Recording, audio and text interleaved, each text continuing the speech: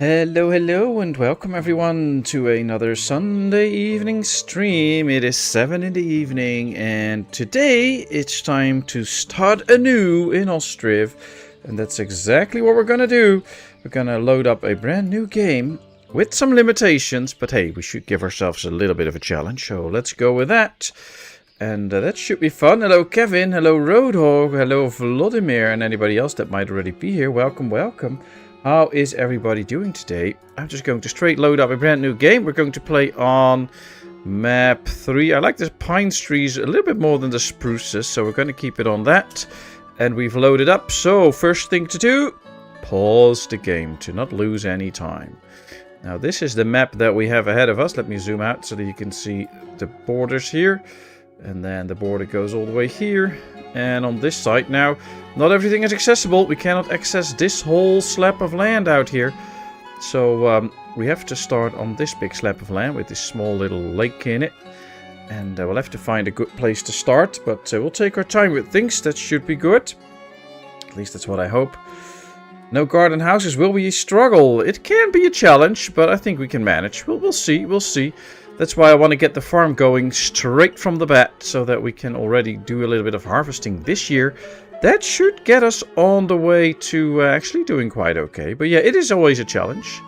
But that's what this game is supposed to be, a little bit of a challenge. At the moment, snail racing is better than F1. I don't know, I don't watch F1, so I never miss it.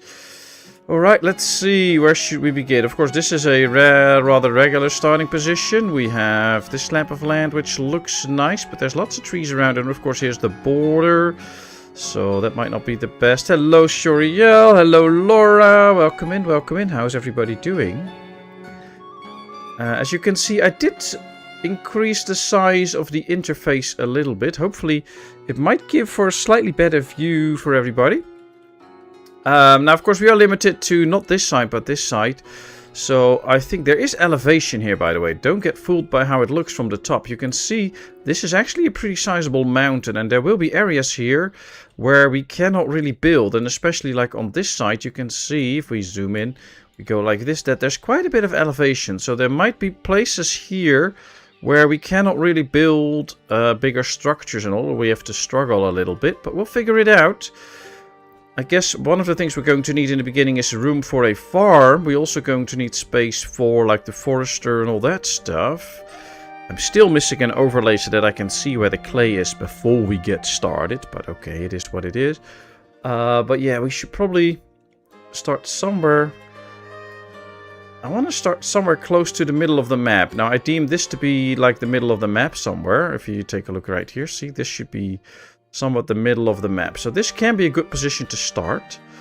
We have the camp, we can get to the forest, we have room for a farm probably. So let's see. Wow, somebody's getting excited for Ostriv. Welcome in, Shoriel. How are you today? Let's see, Cooper, welcome in, good to see you. How's everybody doing today? I know Rodog is sad because Max got out of the race as far as I read about it. Let's see. So we need a room for the farm, we need a forester, we need a clay pit, and we need to build a lot of houses. I think we're going to go a little bit more this way so that we can build somewhat of a center around this camp, basically. That's kind of what I want to do.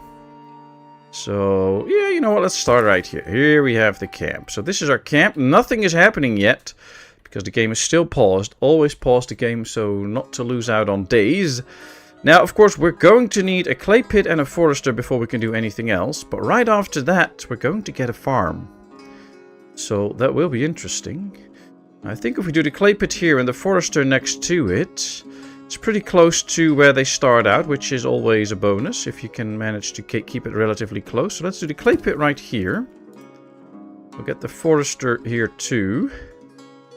These won't be their final position, so we're not going to do, I don't know, too much decorations and all yet, because we will be changing this up a little bit. But I think it's good this way. Let's add builders already. And then we might add... No, we might actually unpause, because this is going to take them a while, especially on speed 1, so... Should be okay. We'll give them some time. Now, if we want to build a farm first, to really get going, we need already 3,100 thatch. If we take a look at how much we have 4,000. Meaning that if we want to build houses, we already need 400 per house. We only have for another 2 houses. So we're going to need the thatchery really quick as well to make sure that we can go get some thatch. So what I'm planning on doing right now is probably build the farm somewhere here. So that we have room for the fields here. We can start to build our houses a bit more on this side. So I guess this is actually... Oh, we could also do the farm here so that we're a bit closer to where we are. I think we're going to move some stuff at some point because I do want to have it moved to another place at some point, just not straight away. Right now we're going to start out here. Now we're going to need the thatchery too, to make sure that we get enough thatch. Now the thatch will be out here. So we can just get this alongside here as well. Or we can just place it already closer to... I don't know how the street's gonna go. So for now we'll place it right here. We'll probably move some buildings later on in the game, which is fine. Let's just get started with it out here. And now we already have 4 buildings planned. And not a single house yet. Oopsie. Well, that's what we're gonna do. Well, we can't build any garden houses. That's one of the rules that I set. So that will be an interesting one though, because that might make it a little bit tough in the beginning. But we should be okay. I kind of want to build in a somewhat round shape at some point. So we'll really have to move some industries later on. But at least for now we can get started. Let's start by planning out a few houses, although some might be in the way of the tents. 1, 2, 3. Yeah, I'm not going to build right here because that's not really where I want it to be. And of course I need to keep my eyes on the chat soon to see what everybody is typing. Of course, if you have ideas, questions, suggestions, whatever, just let me know. I kind of want this to go 1, 2, 3, 4, 5, 6. Okay, that's okay. This is also relatively short trips, which will be nice. That means that they can probably finish the houses relatively quickly. Now, I'm going to map it out a little bit. Let's say we build another house right here. Then the next one will go somewhat right here. And then the next one will go somewhat right here. So that's where we're going to build right now. 1, 2, 3, 4, 5, 6, 7, 8. 8 houses planned, 1 more to go. Then we have the 9 houses that we need. And then hopefully we'll actually make it. Another thing is, we have only 1,452 nails. This already consumes 170, so I think we should be okay, but we'll see, we'll see. Hey, Anime! Good to see you. How are you doing? Hope you have a good stream today. I'll be lurking since I'm not feeling so hot. Oh! Well, hope you feel well soon then. Take care, and hopefully you enjoy the lurking. Sometimes you are plagued by immense want to lay down, but then you realize you are laying down already. Not sad. I saw one hell of a race, just the wrong winner. Well, at least you enjoyed the race. Hello, Clifford. Welcome in. Good to see you. How are you doing? Rodo's also making dinner. I made a rice dish today with pork steak, tahini rice, carrots, paprika, mushrooms, and I made a chicken broth to use instead of just water. They all loved it, and only enough for 1 person left. Nice, well done, well done. I'm switching to the laptop for easier greetings. Nice, nice. How are you doing, Laura? And how's your hubby doing? I can't eat paprika and I hate rice, lol, so I made myself pork steaks, mushrooms, onions, and chips. Save the good stuff for yourself. Well, let's go to speed 2 now, so that actually something gets going. Making me hungry. Yeah, exactly. No brewery. Oh, yeah, we don't have a brewery yet. But you probably mean, Gordon, that I'm not allowed to build a brewery? Is that it? Welcome in, by the way, Gordon. How are you doing? How's everybody's day been? Hope you all had a nice day. We here had a nice day. It was okay weather, like lots of cloudiness. And at the end of the day, it got sunny. Only 12 degrees, but that's okay. We don't mind. And the dog that we take care of was picked up today. He was here for the whole weekend, and now he's picked up, which is fine. We don't mind. But it was really nice to have him around, so that was pretty cool. I think we're out of wood already. Yep, we don't have wood anymore. So I'm going to cut a bit short on the hands here. To make sure that we get as much wood in quickly as possible. And then once we don't need it anymore, we can take out a few workers. That's probably better. At least we're on the way, and we have the farm plant. They're actually starting the farm already. Wow, that's faster than I thought. Interesting. It's gonna be a while though before we can get extra cards and all that stuff. It really changes all your gameplay if you start out with a farm, because now we have the farm. As soon as it's ready, we have to lay out the fields, we have to get the ladies in, they'll have to start sowing at some point. One of the good things is we don't have to start sowing in March anymore. That will now be April or May, which is already there because now we're missing less of the growth time, so we get better yields for it. So that's good. But yeah, it's a bit of a change. It's interesting. And of course we need the thatchery because we'll soon be out of thatch. But we can do it. We can do it. Hey Kello, welcome in. How are you doing? Don't know which part of the Netherlands you live, but it was nothing but rain. Well, not here. I'm in the South Holland. And well, actually, if I look right now, it is quite sunny. So yeah, we didn't have too much rain actually. I was out with the dog this morning already at 8:30 and made a long walk for an hour. No drop of rain. So, I don't know. Stream seems to be a bit choppy. All of a sudden. Oops, is that it? Let's see. I have no dropped frames. Speed seems to be good. So, might be on your end. Sometimes YouTube Player actually lowers the quality of the stream. So, you might have to turn that back up. Should be good enough, but and of course sometimes YouTube is acting up.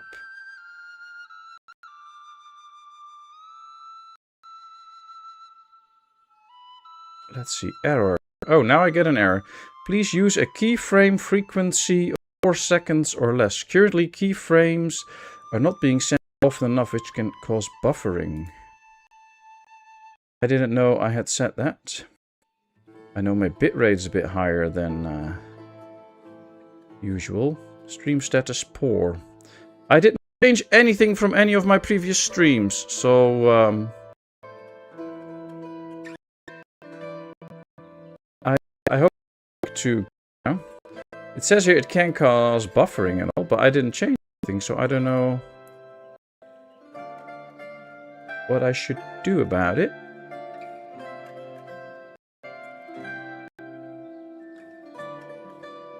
Sound is jumpy. Let me see. Sound settings are all the same as usual.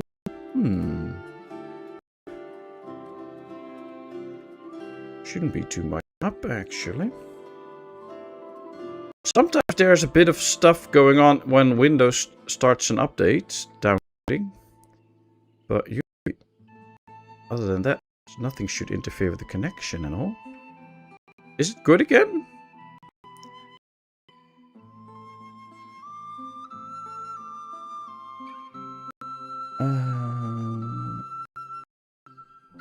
Sabuma is right. Yeah, that's a problem.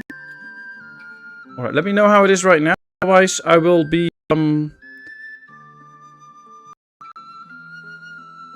few changes. Oh, my download speed's very slow at the moment.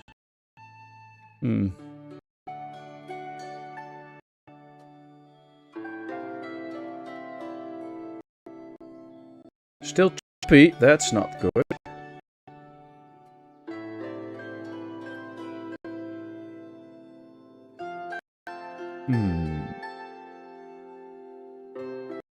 Probably cannot change most of the settings while streaming, but I can try.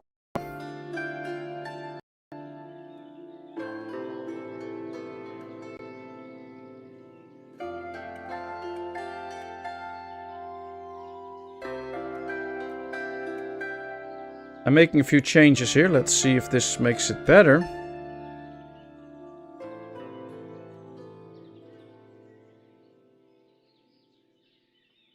It says it's already a bit better now, but let Let me put the game on speed 1 so we don't miss out on too much while we try and fix this. Or it could just be a YouTube thing, you know, or, you know, the internet in the area could be something up. Nope, actually back to normal speed at the moment. I did change the bitrate now to a more, to a setting that YouTube agrees more with. Put it down a bit. Usually I just have a pretty high bitrate, which always works, but...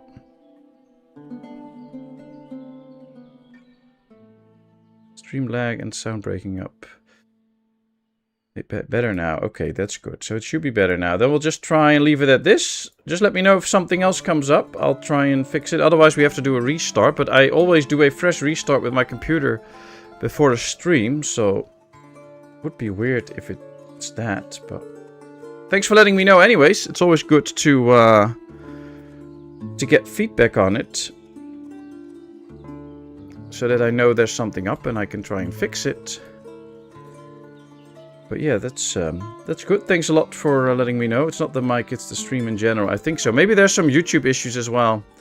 Could be that it's on YouTube. I can't check those websites, but YouTube has been acting up more and more lately, so we'll see.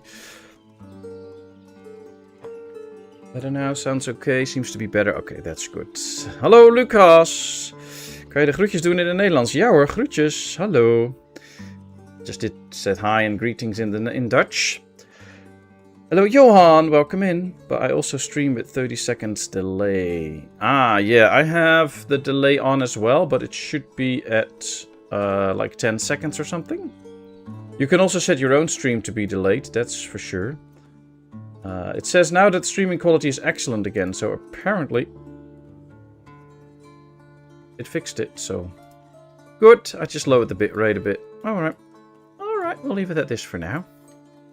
Alright, farm is almost up and done. And we're going to pause because I don't want to miss more time. I want to get this going. So, yep, there we are. Have to wait. Yep, there's the full structure. Now, of course, I want mostly ladies in because they won't do anything else at the moment. And now we're going to have to start adding fields to our little farm here. Now, should not be too small, should not be too big. So I'm going to go with 25 meters, I think. Should be relatively good. So let's start out like this. Then we'll go up. Then we'll do the maximum size. Now it's very tempting to just go with 3 fields. But it is actually possible to just go with 6 fields. And if it's possible to go with 6 fields and not just 3, why not do it differently? But the problem is, we want to do another 25 meters. I need to go into the forest, so that's not working out. So I have to start from the forest then. Is this all clear? Yes, okay. So let's start right out here. I think this should be good. Then we go up. I have to unpause for a second, so soon to get that field out of the way.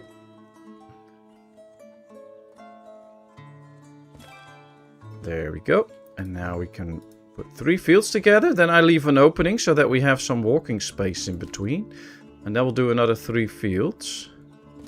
That should probably do it. It's a bit too wide. Let's make it a tiny bit smaller. There we go. Now they should well be able to sew these in, especially since there should still be a couple of ladies also be able to be hired as laborers. Now, of course, once we get the thatchery up, we do need the thatch for our workers to be able to keep going with the building. So we have to work on that. Now, of course, the easiest way is potatoes and buckwheat.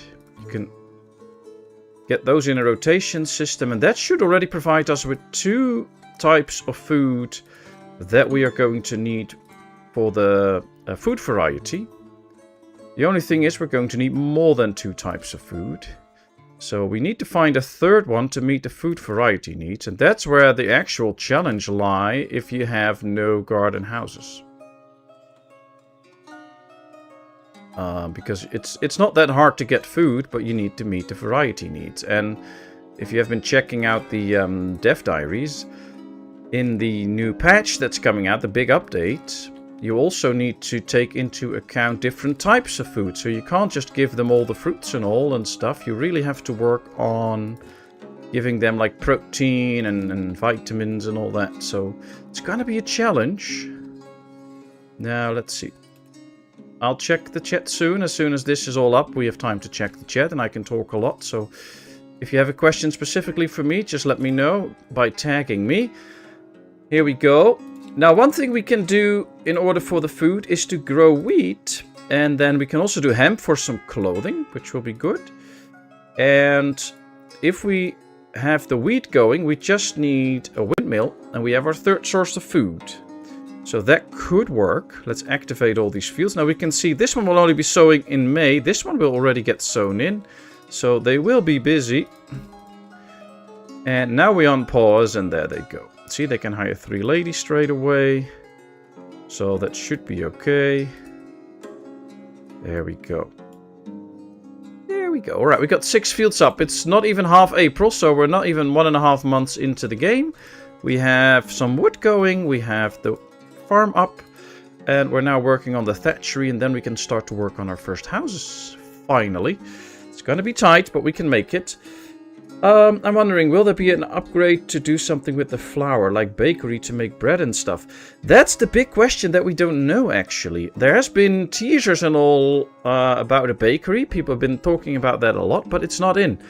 And I believe... maybe Vladimir, you can shine your light on it. I believe I already asked you a while ago. Like, a lot of people back in... Like, it's 1721 now in the game. I believe a lot of people did their home baking. So the big cities would have bakeries, but a small town like this wouldn't have a bakery. People would just, you know, get flour or maybe even the grain and they would grind it themselves and then bake bread at home. So I don't know if it's ever going to be in, if it is not historically accurate, but the game, because the game is very big on historical accuracy. So I don't know, but maybe Vladimir can say something about the past or the history of bakeries in Ukraine. Hey, Julie, welcome in. How are you doing? I didn't see the beer. 6 fields on 1 farm. Wonder how well that will work. Always works for me. I can go up to 9 or 12 fields if you have enough laborers. But for this should already work. We can see the first field's already growing. So it took them, I don't know, a week and a half to sow in the first field. That's already growing. So, and luckily, because of the spreaded sowing, it will grow pretty well. The only problem is we now need workers in our thatchery as well. Because we need to get the thatch for the houses. We have only 480 left. Most is already in, so they can build 2 houses before we actually need thatch. So that's going to be a little bit of time, but we'll see. Hello, Sue. Welcome in. Good to see you, and congratulations on your gifted membership. And thank you so much, Gordon, for the gifted membership. That is very, very much appreciated. Thank you so much. There were no meters in Ukraine territories until the late 19th century. Yeah, but I guess those are little things that you have to work on, you know. My current game, I'm about 20 years in and on a constant struggle to get more people. That's the constant struggle of the game. Although, I think the struggle isn't really to get enough people in, because it's relatively easy to get people in. As soon as you have food that you can put in a market stall, you can get people in. The problem is, I think a lot of people create their own problems by expanding too fast. So you want to have a lot of industries to get all the different types of products, but your town might not be big enough for it. So the real thing with Ostriv is to pace yourselves a bit.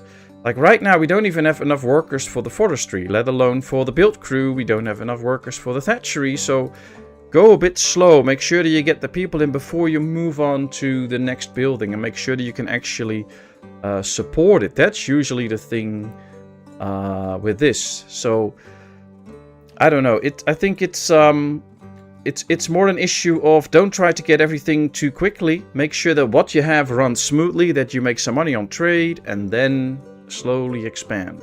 It's very much appreciated, Gordon. Thank you so much.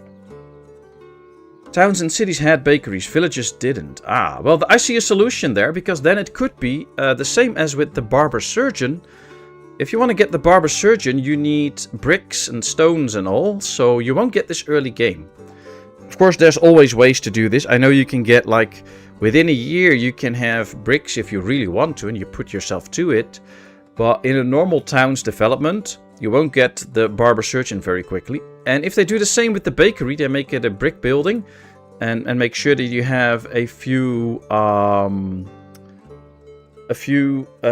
things that you know you can't get really too early, then it will be a later game building for a bigger town. So those are ways that they can steer a little bit on what you build when. And I think that's a good thing, actually. What I love about Ostriv is that there's no research tree, there's no stuff like that. It goes a little bit more organic. You just have to grow a bit before you really get into bricks, before you can build your big church, before you do those things. And I really like that. So that's pretty cool. Let's see, it's now May. The fields that already had to be sown in are already sown in. And there's only one field that still needs sowing in. So far, these 6 fields are getting it done. I like it. All work is done. Let's get 2 people out of here. Put these in the build crew so that the building of the houses will go faster. And we can see that we're also getting the thatch in now, which is a very good bonus. We still have 400 in here. So they will pick this up soon for this house. But we're getting more and more thatch in as well. So that we can build all the houses soon. So that should be good. The first one is done. So we still need 8 more houses. So it's going to be a challenge, but we'll see. Talk about the winter crops. Do you have a specific question in mind, Clifford? Do you have a specific thing you would like to know about the winter crops? Initially, when the winter crops were added, I thought the idea was that you also would have a crop that you could do something with in winter, like to bridge the gap so that your fields wouldn't be empty all winter. But that's not the case because their growth time is very long, and actually usually during winter, nothing actually happens. Nothing grows on the field, nothing works. So I'm not fully sure it works as intended already. But I think the main idea is that if you have multiple farms and limited amount of laborers, you can still get wheat and barley by planting them in a different season when you actually might have more workers available. Because if all your farms need to start sowing in April or May, then you need all your laborers at that point. And this can be a way to spread your labor force a little bit more by doing it in the winter. And they also give a slightly higher yield than the regular wheat and barley. So in the end, it could be worth it as a way to spread your workforce a little bit.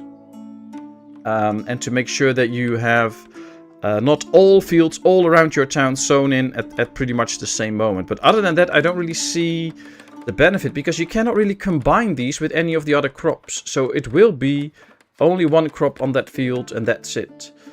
So I don't know. I'm not 100% sure that it actually fully works as intended yet. Right, let's check. All fields are growing. What I'm actually going to do is take 2 ladies out for now. And we're going to put 2 in here so that we get a bit of extra thatch. Another thing that we need to get still is the smithy. We don't have him yet. We do need him. And we also need him for metal and all, but also to at some point get more carts. So it needs to be something to take into account. Now this is where the town is forming. I kind of want to make a full circle town. So I'll have to figure out where I want the smithy to go. I kind of want to give this already a permanent location, I guess. Because this won't be too permanent. Also, the farm is kind of now in the way of the village. But hey, we have to quickly set up. Once that is all good, we can go a little bit different. So what we could do... we can see the uneven terrain here. So that's going to pose a challenge as well. Or we could maybe just go somewhere here and start setting up a smithy area for... and that we can do more industries down this path. I don't know. Have to figure it all out a bit. Uneven terrain. Yeah, that's a problem. But yeah, we can still do it. So we can move the smithy a little bit out of town. That's okay. Kind of need to do it a little bit further out. So that we do have room for like a few rings of houses before we get into the smithy. So let's build the smithy somewhere out here. Now, if we're going to add too many charcoal piles quickly, that might lead to a problem with the labor force. So I'm just going to add 1 for now. We'll add more later, but we'll start with this 1 for now. Not even sure if we have the people to work it. Yes, we do. That's good. We have 4 and another 4. So there's 1 lady without a job. So I'm going to take 1 extra out for now so that she can also do some labor jobs. We actually have enough thatch for the next house again. And this one already has it. So that is good. We're getting there. We'll now just slowly have to keep developing and hopefully we'll make it in time. We should make it in time. We started in March. If you count the months until winter, you have March, April, May, June, July, August, September, October, November, which is exactly 9 months. So if we built 1 house a month and we started in March, we would be able to make it. Now it's June now. So we have had March, April, May, June. So this is the 4th month, just started. And now we already finished 3 houses. So we are, if we built 1 house a month, we would be lagging behind. But we built these 3 houses like in a month or so, in a little bit more than a month probably. So we'll make it. We're doing okay. Most of the stuff is getting in. This guy has plenty of room. We can take another one out because 1 worker can still use all these logs and turn them into firewood and wood. So that's not a problem. And that extra builder might actually speed up the whole build process a little bit. So that can be good. Welcome in, Cirrus. Good to see you. How are you doing today? Hope you're good. How's Spike? How's the family? Oh, and of course I didn't say anything yet, but I'm very sorry I wasn't here on Friday. Something came up. It wasn't something... well, it was something serious, but not like a...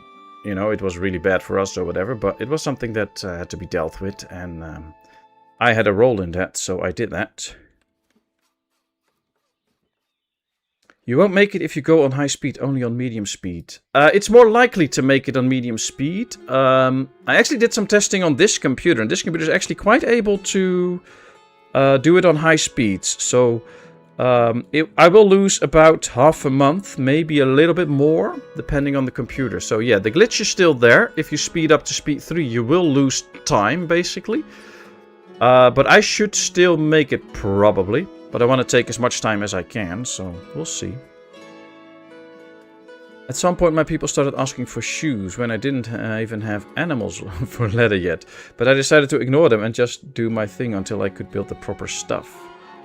Well, that's a way to do it, because they'll just leave at some point, but then a new family will come in. So you just basically get a rotation of angry families leaving because they don't get shoes, but then you'll get a new family in.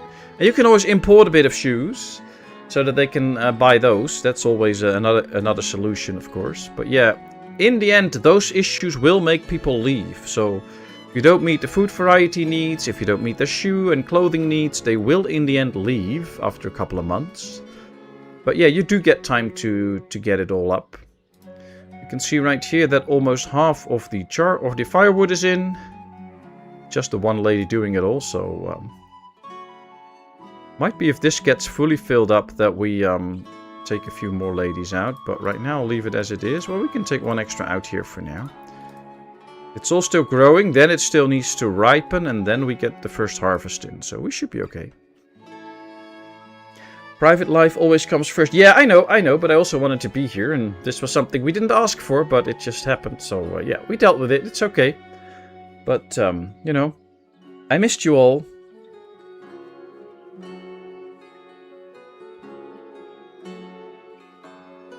I did get in a rough spot when everyone all of a sudden was out of firewood. But I managed to turn that around. Yeah, that is a tough one. If you really run out of firewood, especially in a big town, it can really spiral down. But then, still, my experience is you might lose quite a portion of your town. But in the end, there's always a way to turn it around. There will always be a moment when you get some new firewood in and things can be solved. It might just take a while, but yeah, that's it. You cannot import shoes, but you can import leather and produce shoes. Ah, yeah.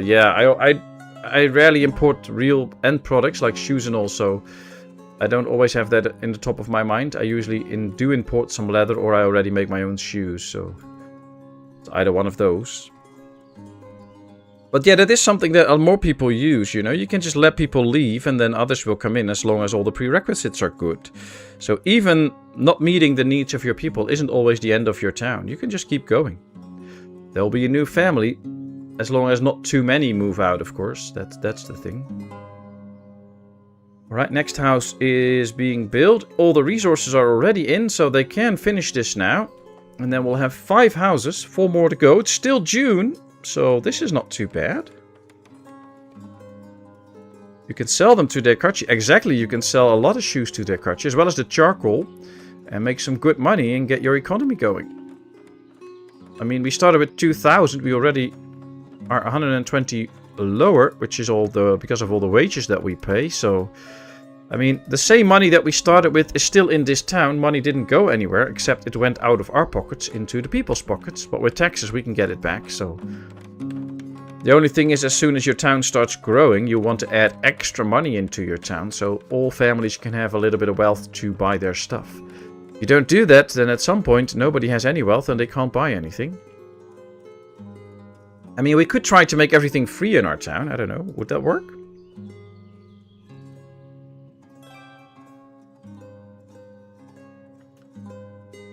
House number 5 is up. 4 more to go.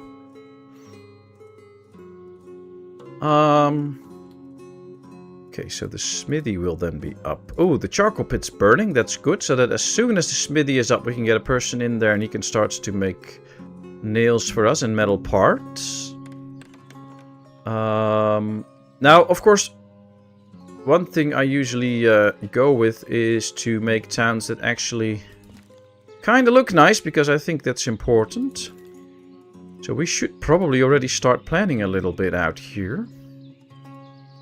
And maybe we can do a little cart parking here. But yeah, you can already see the effects of the uneven terrain, which is tough. Now, of course, we could use the church method to get rid of that a little bit. Or we built the cart parking out here, but I'm not a big fan of that.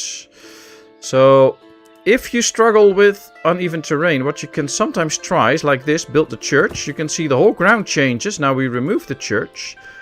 And now it could well be possible that all of a sudden we can build an actual cart shed here. So that's the church method.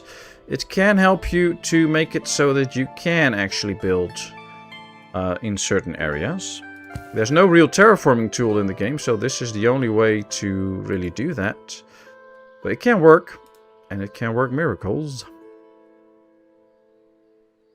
Now I do want to try and get a fence in here as well, just to fence it out of the smithy area. I need to make it slightly longer, otherwise a tree won't fit in here in that corner. So here we go.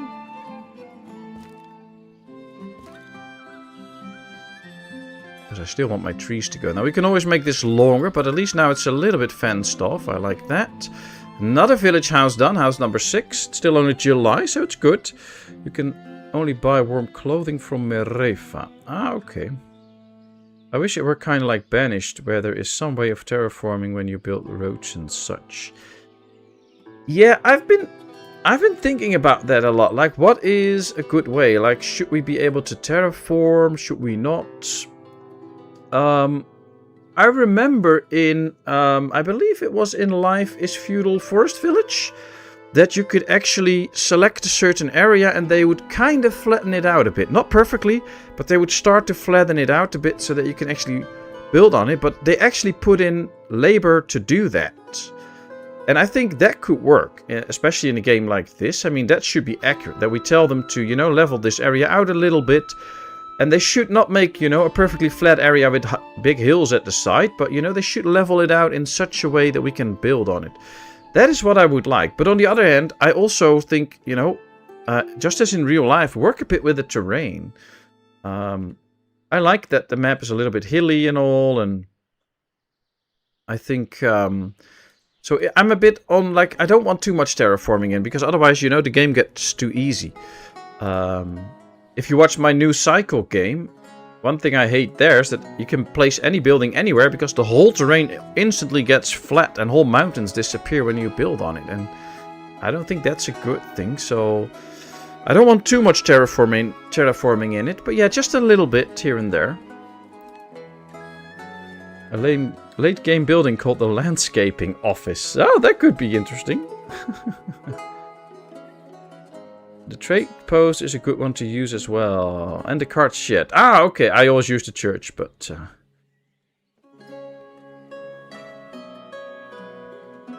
I didn't play Forest Village for too long at the time. The lighting in the game was terrible.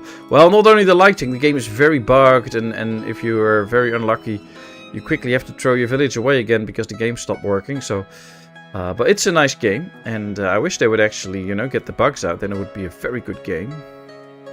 But that's wishful thinking. That's not going to happen. Alright, I built a cart shed already, but we haven't even set up the Cartwright yet, which is also something that we're going to need. Well, we can already see that there's more uneven terrain here, but on the other hand, if we build it right here, this could be like a main road going through here. And we might just be able to place this somewhere out here, but not too sure.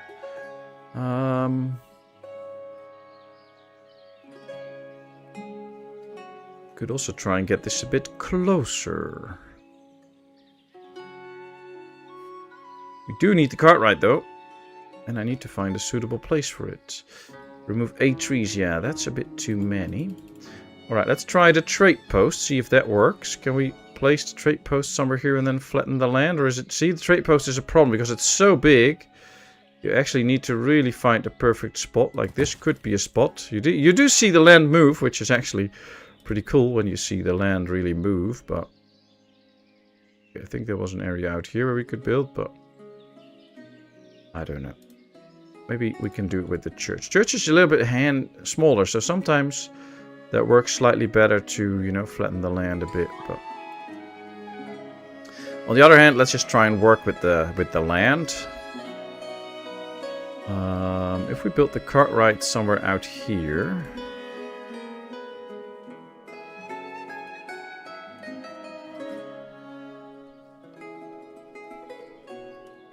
this would work, I think. Yeah, probably. And we might also find a spot here for the thatchery once we give it its final location. That might work. We'll see. As far as I know, Forest Village has been abandoned. Yeah, it is abandoned. I think it's a game that actually, if you do a rework, give it a graphics update and get the bugs out, that would be awesome. Especially the 2 people start. I enjoyed that, but it was just a 3D Banished. Well, you know, it was a little bit different than Banished, I think. Especially like in the first-person mode and all, where you could actually do the tasks the villagers do.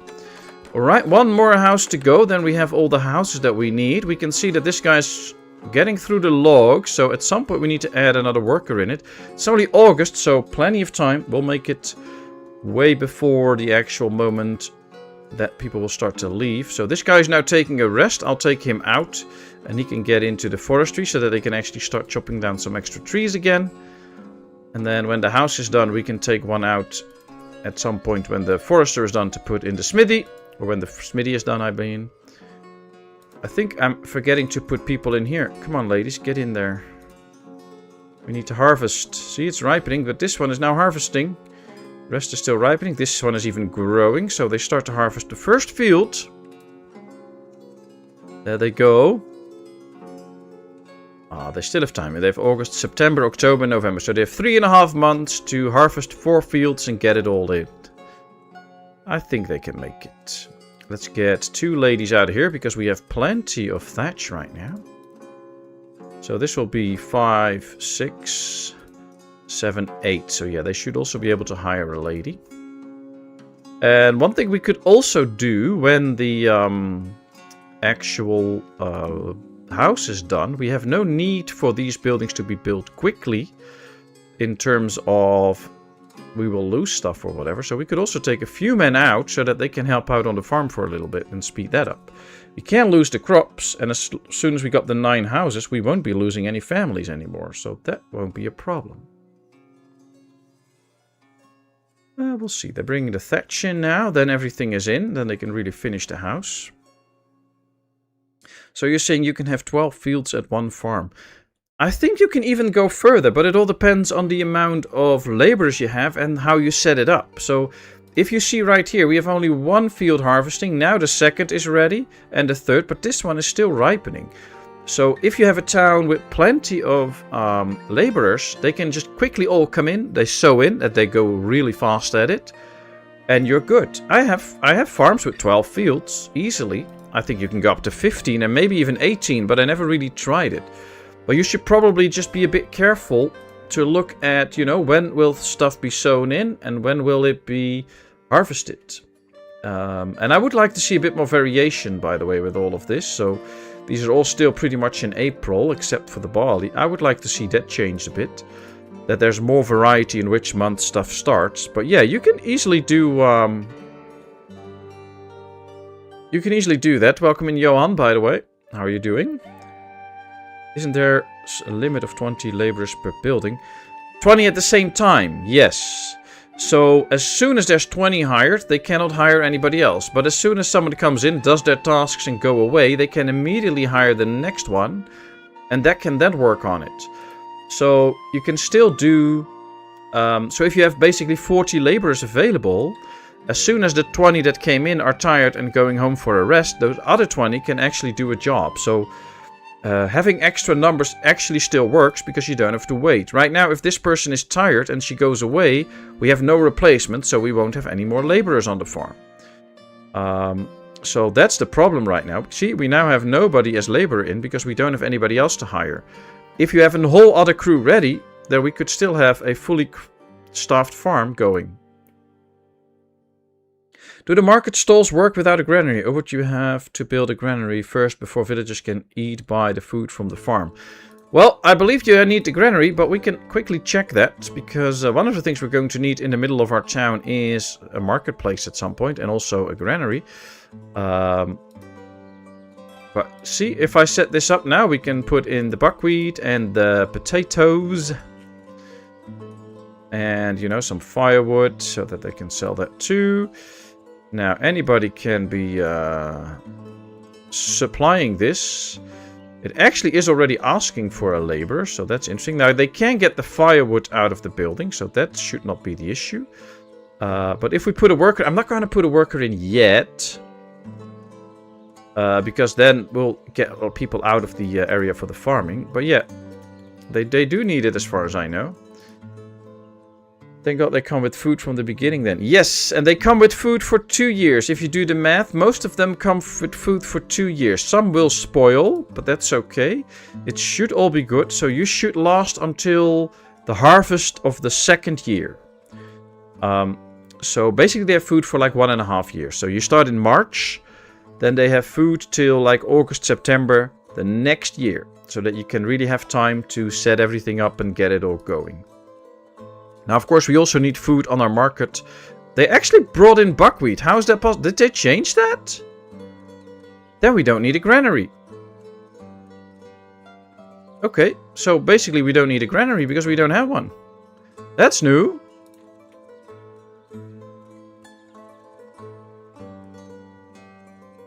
Let's set up an extra house here. Let's change... No.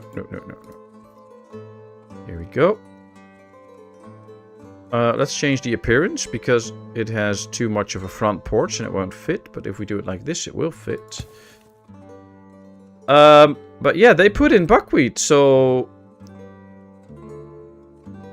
I was certain that this wouldn't work, but it does. They can just take it from the farm.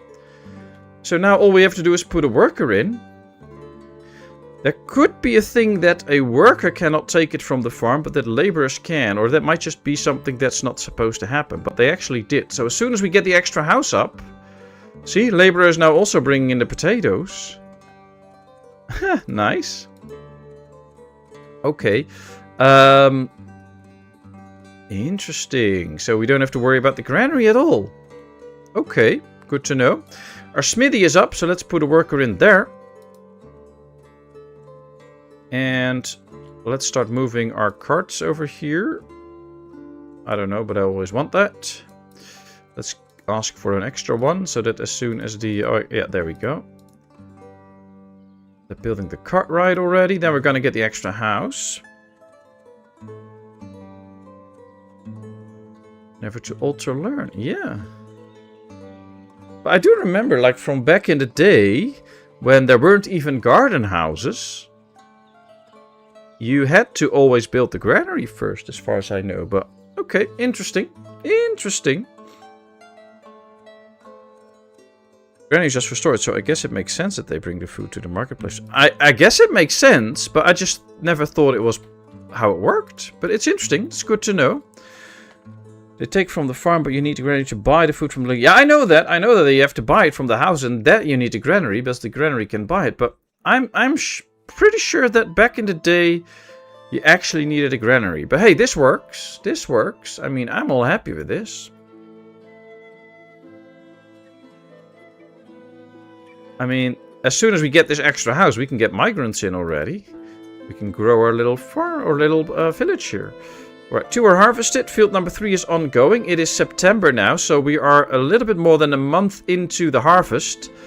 And already 2 fields are done, and there's just 1.5 to go. So even without a lot of laborers, we can still manage 6 fields.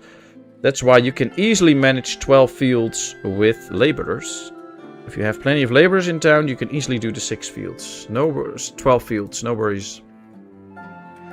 Smithy, yep, Smithy is in, that's good. We can now get going and make sure that we start to get more iron, because I think we should soon be out of nails, yes. Here comes the cartwright. Now the problem with the cartwright is we don't have any metal parts yet, so we don't have to put a person in. We will only do that as soon as we start to accumulate some metal parts.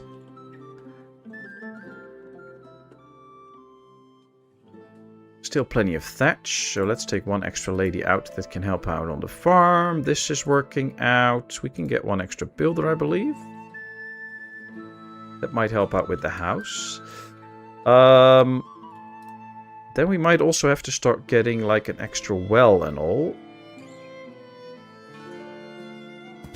So that might be something. Now, of course, these 2 will go in the end. Might leave this, but I'm not sure. This will go in the end, so we'll have to think about where to place our buildings. Like, I think we're going to build a nice park in the middle here. And that's also where, like, you know, the well can be and all that stuff. So, let's build... Yeah, I don't know where to put the well right now.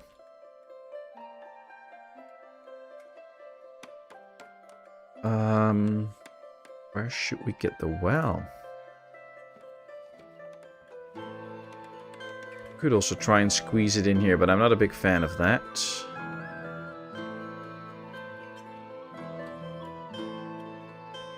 Might just do the well out here right now. For now, just for starters.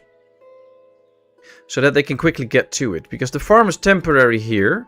I want to use this area for more houses, so that we basically start to build around town and, you know, work outward from there a bit. So the farm will move at some point if we can, because this is some pretty nice flat land. Like right here you have more elevation, so it's going to be harder to build here. So farm fields are always easy. So that is something. Ah! Oh, sorry, what did I do? Screaming in agony.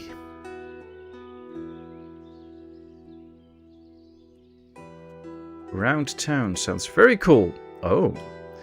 Well, I usually do a rounded area somewhere in my town, like around a church or something. But I thought, why not start from this time with a round town.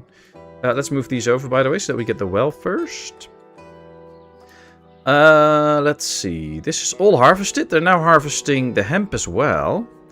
Then they still need to bring in the harvest, but we look at how much we have. 1,200 buckwheat. That's enough to feed 12 people. And as soon as we get the variety, we are good. Now, one thing we need to get is the windmill, though. We definitely need the windmill in order to make sure that we get the required 3rd food. No, it wasn't like, I understand type of You're good. Oh, good. Whew. Already getting sweaty out here. Like, people are screaming in agony on my stream. Oh, no. It'll be good. Alright, they leave all the crops here so we can see the potatoes. We can see the buckwheat that they still have to process. Here's the wheat. And here we get some hemp. Nice, nice, nice, nice. And it's still not winter. So we built the forester, the clay pit. Then we got the farm and the thatchery. Then we got 9 houses. This is actually house number 10. We already have the smithy. We have a cart shed and the cartwright. A charcoal pit. And it's still not winter. We still have 1.5 months to go to winter. So you do have plenty of time in this game to build up your town. As long as you keep things a bit tight together. You know, walking distance is a very big thing.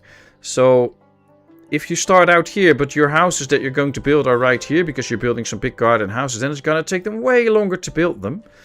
So especially if you want to be safe on the timing, make sure that you build stuff close so that you can really get everything done. Now we have no food for sale because there's nobody in the market stall. So let's get somebody in there. And then we have a worker now, and now we can, everything is green, so we can welcome our first family, October the 1st year. Nice.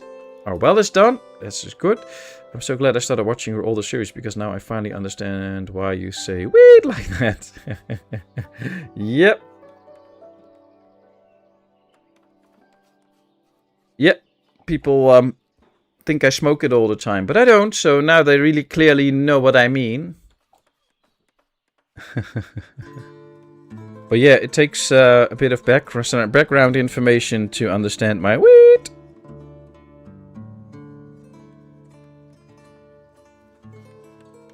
Alright, another house.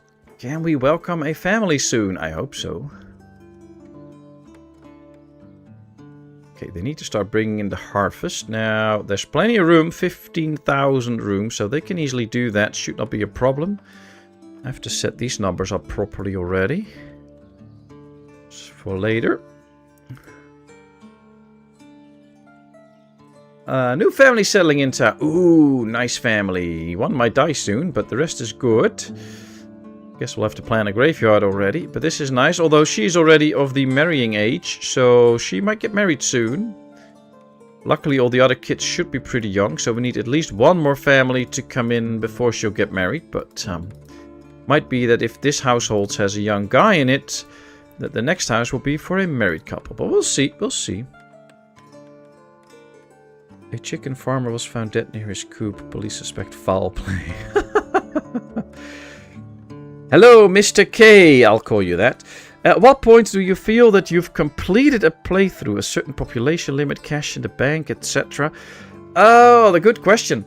That's actually what I love about this game, is that you set your own goal. So I know that Cooper is busy with another playthrough trying to earn a lot of money, which is fun. I never do money runs. I'm not really interested in the money.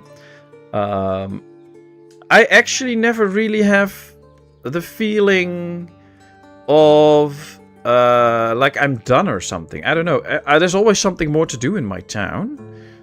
But it does depend a little bit on the goal. So I'm working on a town where I'm only building big garden houses, and everything else that I build has to be in the same shape as that. So I built blocks of 4 big garden houses attached to each other, like in a big square, and everything that I build has to fit in a certain block like that. And then of course the goal will be to fill a map. So that's the goal then. In one of my aesthetic towns, the historic one, I'm just trying to build a town that could have existed maybe somewhere in history. And as long as I achieve that, then I'm happy with it. But it's never done. There's always something more to do. So for me personally, I don't really think there's an end. As long as I have fun, I keep building. And as long as I'm like, oh, I'm done with this town, I'll abandon it for a while. But it could well be that soon enough I'll get back to it and work on it again. So, yeah, it really differs. All right, we have 4. I'm going to add another guy in here. We should have more now, so that should work. So yeah, it really differs. But maybe people in chat can also say what their goals are like or how they perceive that. But because this is just me. Makes me think maybe I should start over with the knowledge I now have. I made a few mistakes in terms of building things in spot that were not handy. Well, that's part of this game. Starting over and over and over and over again. I've done it so many times because, you know, you always learn something and you're like, oh, let's change this up. I want to do it even better.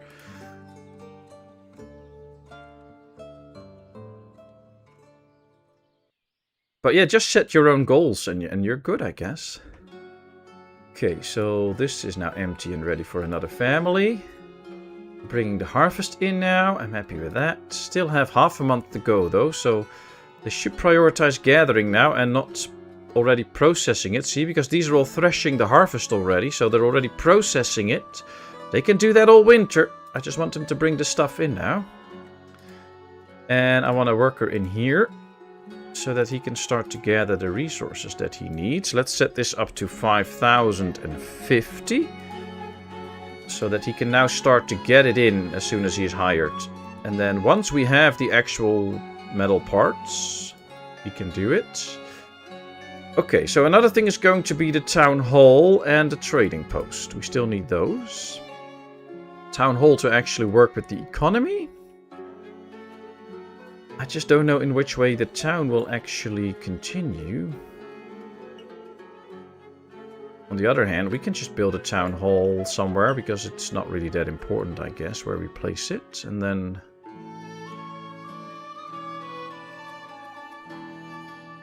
maybe we can do it like right here, so it will be a watery view when people go to the town hall.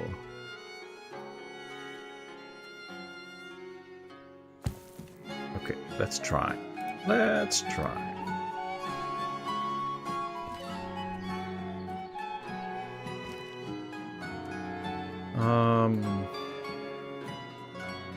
Let's give it a big arch.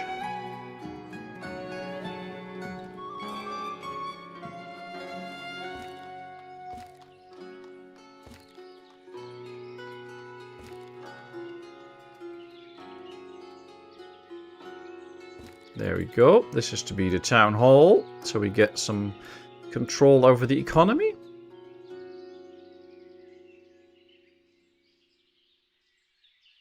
The game is easygoing. As you get to know the game, you find what works for you and the way you play. Making mistakes is a big part of learning. Yeah, exactly. Love the idea of the garden house layout town. Yeah, I'm still working on it though, so it will take some time because it's a lot of work to fill a map, but you'll get a glimpse of it at some point. Sorry, it was called away. Did it work for Pet with market without granary? For me, it never worked. Yeah, see? It did work because it's filled up and we don't have a granary yet. So I think it's something that changed in the later patches because if I recall correctly, it never worked. But it does now, so I'm good with it. Story of my gaming life starting over, lol. Yep. I remember my first ever playing of Ostriv and I didn't get to the 9 houses in time because, you know, you're just learning the game for the first time. Had no clue that I should pause as soon as I start a map and all. So I didn't get to the 9 houses. So then it's escape, new game, try again. Just until the moment I figured out how to get the 9 houses in time. And then after that, you do things differently again and again and again. Alright, we're out of nails. We still need 103. We have plenty of charcoal, so that's not the issue. But in order to be ready for the future, we're going to need another charcoal pile. Uneven terrain. Why? Why? Tell me why.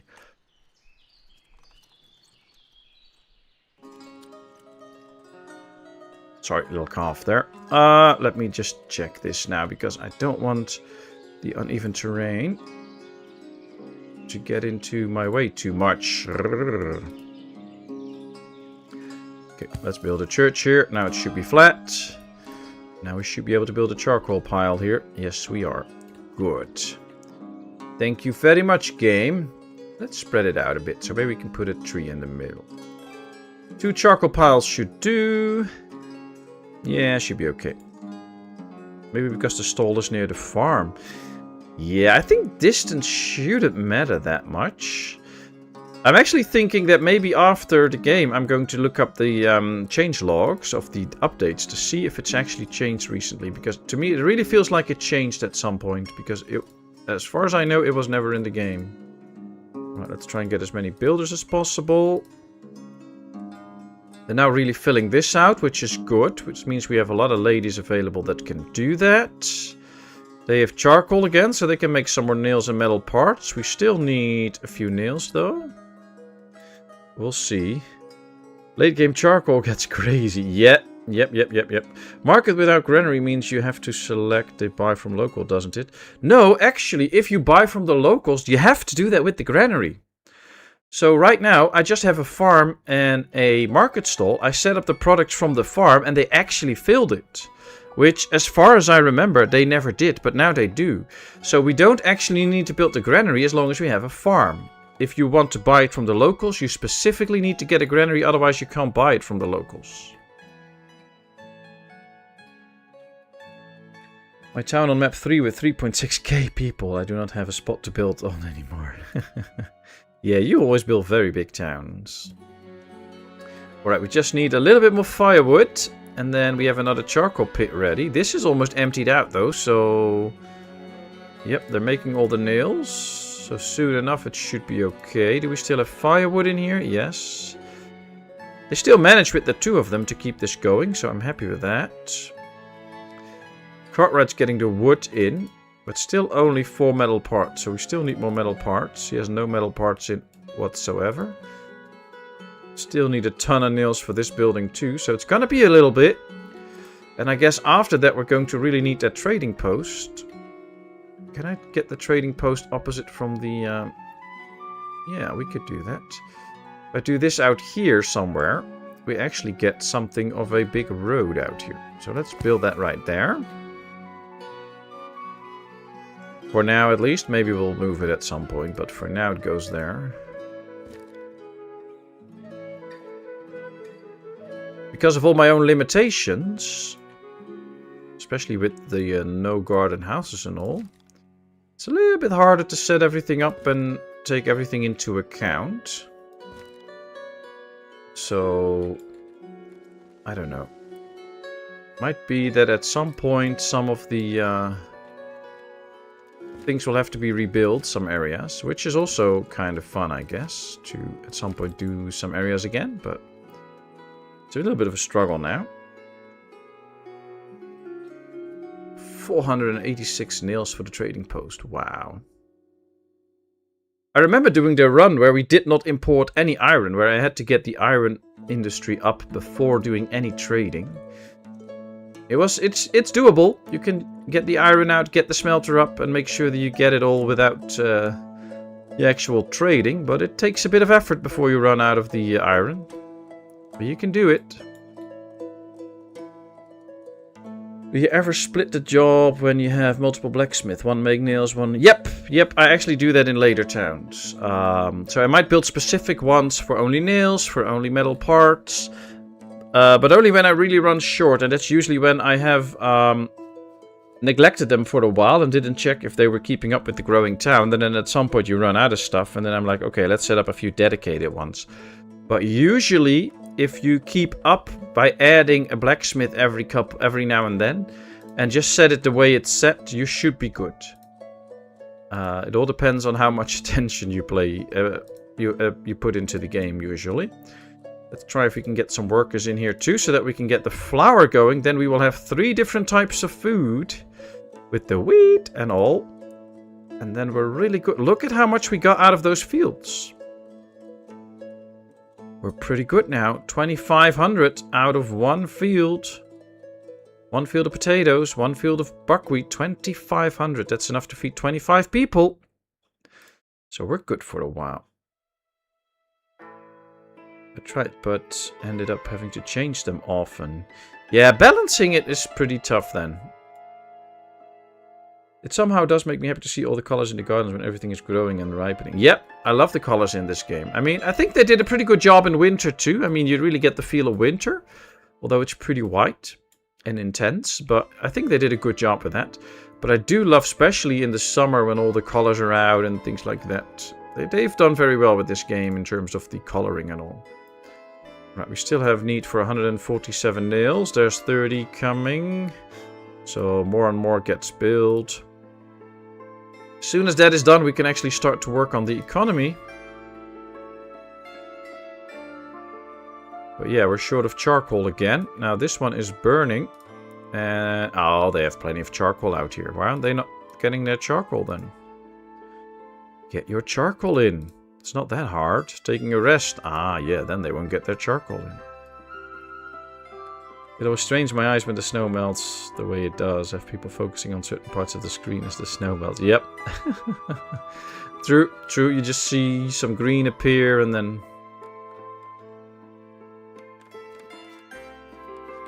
But it's also because, you know, the music of this game is very relaxing. The whole gameplay is very relaxing. Sometimes you just kind of doze off a little bit with your eyes open, you know. And then I have no focus at all. You're just listening to the music, seeing the people walking by. And you're like, oh, I should pay attention again. And at least that's what I have every now and then. Because the game is just so cool, so good and so much fun. All make nails. One also makes horseshoe. The rest also metal parts. Ah, yep. Well, that's also the fun thing. There's a lot of different ways you can play the game, different ways you can set things up, and it will still work.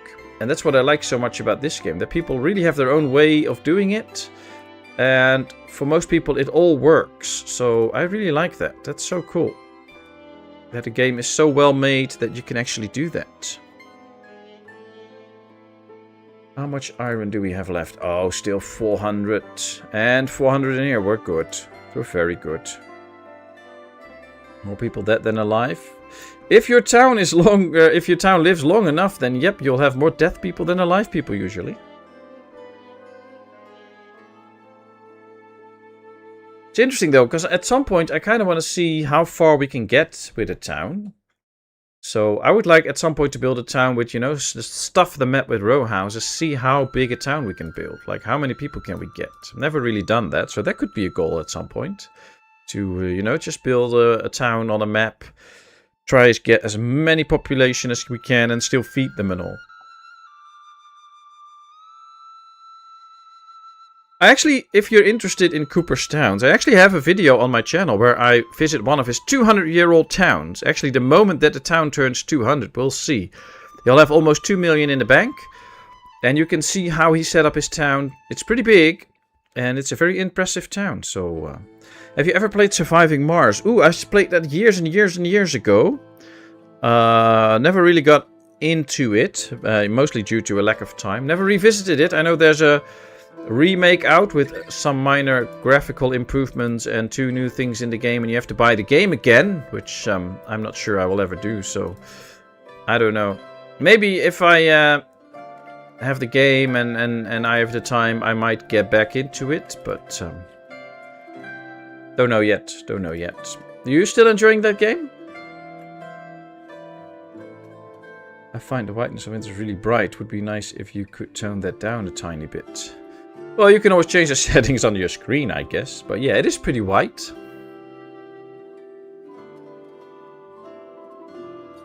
Pretty white for a winter night. But yeah, it's white. You know, nice white isn't ugly, so... I didn't buy the new one, just replayed the original after the updates. Do the updates always also account for the original one then? I don't...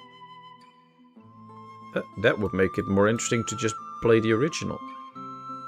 Alright, there's bushes that will be planted. They will never grow into mature trees, and I like always to have my view clear, so I just clear those out. Maybe... I hope at some point in the game they will add it so that they will actually start to mature into full trees, but they don't, so... Cooper is a slave driver. He gives the minimum food and clothing, but that's why he's such a huge graveyard. I don't know. That's your words. I mean, he just builds impressive towns. I'm not going to say anything bad about it. I'll leave that to you. My town now is bigger than the one you did a video on. The town now have a lot more fisheries, so no fish import in this one, and more people already than the one. Ah, nice. Well, you're building bigger and bigger towns then. This building will soon start functioning. Yeah, they have to move the stuff from the town hall over there, but then the town hall will be gone. One new feature, by the way, is the arrival records, so we can see who arrived and when. And you can also see who left and why and when, but nobody left yet, so... Apparently I'm still nice to my people, because nobody left. But yeah, you can see those records now, which is actually pretty interesting. We can also see now that this area gets more and more clear, so we might just be able to continue the circle that we were making for a little bit. also get a few extra houses that way. And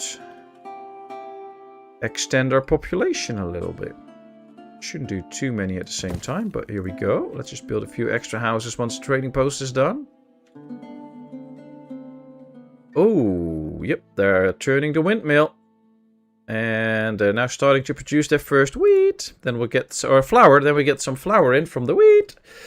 And then we have 3 sources of food available for sale. And we can also immediately check if they can also just get it from the windmill itself and put it in their market stall. You don't see that on yours. The whole moving of the windmill, they always do that in mine. Usually the first time they go full circle and then really find the sweet spot for the wind. And they will also adjust it. So you will see them adjusting it every now and then to the wind. So that's interesting. Not the feature added in the new, but there were a lot of things fixed added in the original at some point after I played. So it was different enough that I did enjoy it. Ah, okay. Okay. Well, maybe I should give it a go. I don't know. Thank you very much, Wifey, for the hot cocoa. That's very much appreciated. You're welcome. Show me again where you get that info. You can get the info in the town hall. This one, arrival records and the departure records. The departure records are empty, and the arrival records is here. You can see who arrived and when. So the 14th of February, a family of 6 arrived, and they started occupying a house.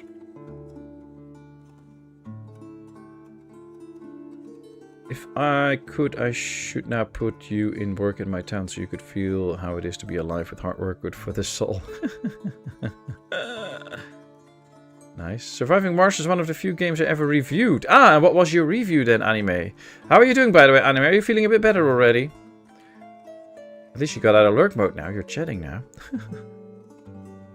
That's why I never see it. I don't go in there. Well, it's also relatively new, so it's recently added. So maybe you also missed it because it wasn't in the game before. That could also be the case. You can see only 2 people in the forestry, and still they managed to keep up. Filled up with wood, filled up with firewood, and almost enough logs already. So you don't need to fill out your forestry in the beginning of the game. They can keep up for a while, and when you see they cannot keep up anymore, just add 2 workers and they can do good for a while. Saves you a lot of people. Yes, feeling a bit better. Very good to hear, very good to hear. So how are you doing in general, besides now feeling a bit sick? Hope you're all good. And of course, thank you all very much for being here. It is always a pleasure, and I'm very happy to welcome you all here on the stream. Hope you all have a good time. If you want to help me out and help me grow my little channel, don't forget to smash the like button. It does help in the YouTube algorithms. Let's check now. Yep, we're also selling flour now, so they can also get the flour straight from the windmill. Now, of course, you're going to need granaries at some point to really store the goods. Like, if we check the farm now, we can see that is 2/3 full. So if we get a full harvest in again, we need a way to store it. Otherwise, half of it will be left on the fields. So that's not going to work out. So we do need to get a granary going and make sure that we can store it all. But other than that, it's actually pretty nice that we can do without a granary. I'm going to build the granary right here to help with rounding off the circle. And then we build a few more houses here, and then we kind of have something of a circle for the inner layer of the town. I have a fair review where I pointed out the positive things and that held it back. Ah, good, nice, nice. Your partner's voice sounds so lovely. Well, she does some streaming every now and then in my place. So who knows, maybe soon enough she'll be doing a stream again. Then you can hear her voice a lot more. But there's actually streams on my channel where Wifey is streaming and you can hear her voice more. I know people sometimes use my streams to fall asleep. So, you know, maybe her voice will work too.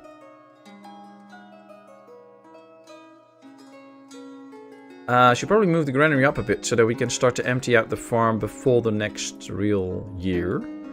What's this? Ah, we can see that the snow is going away. There we go. There we go. Getting more flour ready. Yep. Most families still have what they came in with and that they're good for a while. These actually, I think, got a bit of flour from us. So that might be nice. Or you can be as honest. Exactly, and or you should be as honest. I mean, why not? Doing pretty good. My seasonal job is done, so now I'm job hunting again. But I saved a decent amount of money, so I'll be okay for a while as I job hunt again. Okay, nice, nice. Well, you know, and can you already kind of know that next time your job that you had comes up that you can start doing that again? Or at least you know that in a while you can do that again. I hope you can find something else soon then for you. That would be nice. Who is falling asleep on your streams? Tell me, I'll slap them from you. No, don't slap them. I actually enjoy it. Like, if people listen to my streams and they find it calm and relaxing to just listen to my voice and then they fall asleep, I'm happy with it. It's all good. Now, you can also see they changed the prioritization in the game a little bit. Because usually when you set them to build both, they would actually build both of these. Let me pause for a second so we can clearly see. Right now, we have only 5 metal parts, and these are the only 5 they've built so far, because we have 1 cart in already for a long time, and we need to do repairs, and they're not doing it, because the demand for nails right now is higher, so they're focusing on the nails. So, before, they would just still build metal parts and nails, and right now they're only focusing on the nails, and they're not really building a lot of metal parts, which is why we are now running short on metal parts for all the repairs and all. So, I'm not a big fan of what's happening right now, because it makes it so that we have no carts anymore to use, and I don't like that. But they did change the priority in there, so I kind of want that changed back, so that we actually get more metal parts and we can fix this. But we still need 200 nails, so yeah, it's gonna be a while. Well, we'll see, we'll see. You do know when you hit yourself, you can hit as hard as you ever can. Doctors prescribe Pet's channel to save giving sleeping tablets out.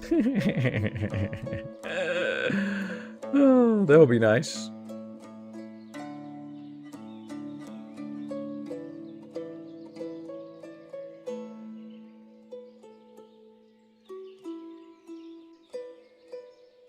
Come over and spank me. Oh boy. That's our road dog. Okay, so we have no housing available. All the rest is good. We're only up to 38 people.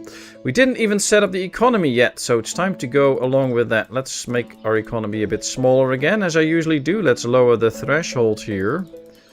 We'll set it to 40 and we'll start raising some serious taxes. Let's put it up to 5. Market price. Let's lower the market price to 20%. We'll buy for 10. Let's lower the wages so we don't pay them that much. We'll pay laborers a slightly bit more. And that should be okay. Now, as soon as they reach the wealth, we're already getting wealth tax in. So a bit of the people's money will flow back to us. But we have 1, 2, 3, 4, 5, 6, 7, 8, 9, 10, 11 houses. Which means that 440 of our money will be stuck in there. So these have too much, so they will start paying wealth tax. And then it will go down to 40. But when all houses have 40, that means that 440 of our money will be stuck in here. And all the rest is there for us then. So that's basically how it works with the 2000 that we started with. Now, of course, as soon as we can trade and we can start to make some money that way, we can actually add money to the town, which will be good. But until then, it will just be a matter of, you know, balancing stuff so that the people don't have everything in their pockets, but we get some money to spend. I think Rodok has spent far too much time with Cooper. Oh. Are you saying they practiced spanking, or... I don't know. What do you mean?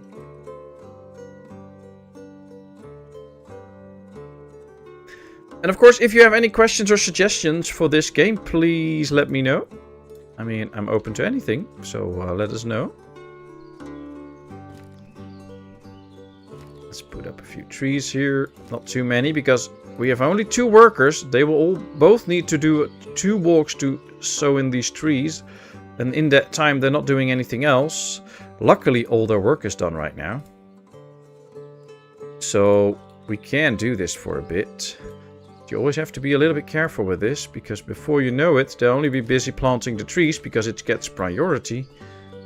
And you won't be getting in any more logs anymore. Alright, let's do it like this. Just a short area where the road just leads in with trees. That should be good. This went a bit weird. Yep, but we're weird, so you know. Weird people have all the fun, so please be weird, everybody. The boys had a lot of drink. Oh well, I know Rodog has been watching a 24-hour race, so if he stayed up all night, then he might also be a little bit sleep drunk. No plot for burial. Ah, somebody died, and now we need a place to bury him or her. It's probably that old guy that died. Can we see? Valery Valchuk died at the age of 78. Ah. He's no longer here. Okay, so we need to give them a place for a proper burial. That might be the moment to also get like a chapel. A small one, of course. But if we do that, you know what? Let's start building up this area a little bit. Let's start with a small arch. I want the small arch out here. Rotate it slightly. There we go. Shouldn't be too big. Just a small area for a small graveyard to start with, and we put the too long. Okay, we'll do it in 2 pieces then. There we go. All right, and then we should get the chapel in here because we're going to need it at some point. Now, of course, we can always do everything straight, but why would we? So, you know, let's just not do it straight. So let's go like that. Then I want some ash trees. And then we'll start putting in a few graves. Now, I also want people to be able to sit here and contemplate. We haven't really placed benches, actually, so I should place more benches in town, probably. And now we can actually start to get a few burial plots in. Should probably go like this.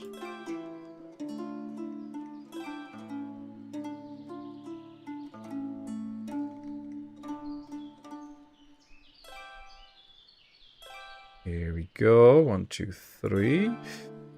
Start to fill this in later. I have to think about how I actually want to put it, but this is something.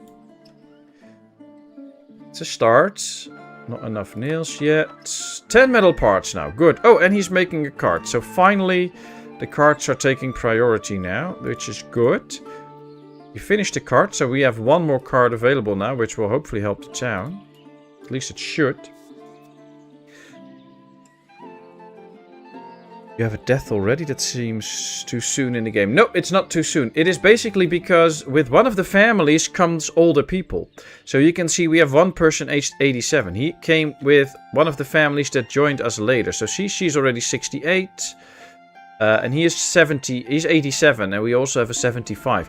That happens with migration. So with migration you can get old people. It is true that when you start the game, all your families will be relatively young. So somewhere between their 20s and their 40s. And their kids will always be under 16. So that is true. But other than that, as soon as you get migration, all the people can come in. But yeah, your starting families are always relatively short. And some have kids, some don't. But they're always somewhere between 20 and 40 and have a few young kids. I'm playing FS22 and it's not bad. I wasn't sure if my PC could handle FS25, so I got FS25 while it was on sale. Okay, nice, nice. Are you enjoying it? I hope so. We can always do everything straight, but why would we? My life's motto. Yeah, nice, nice. Running on Red Bull with a tiny bit of vodka. A tiny bit of vodka. 3 cans of Red Bull and only 1 can of vodka.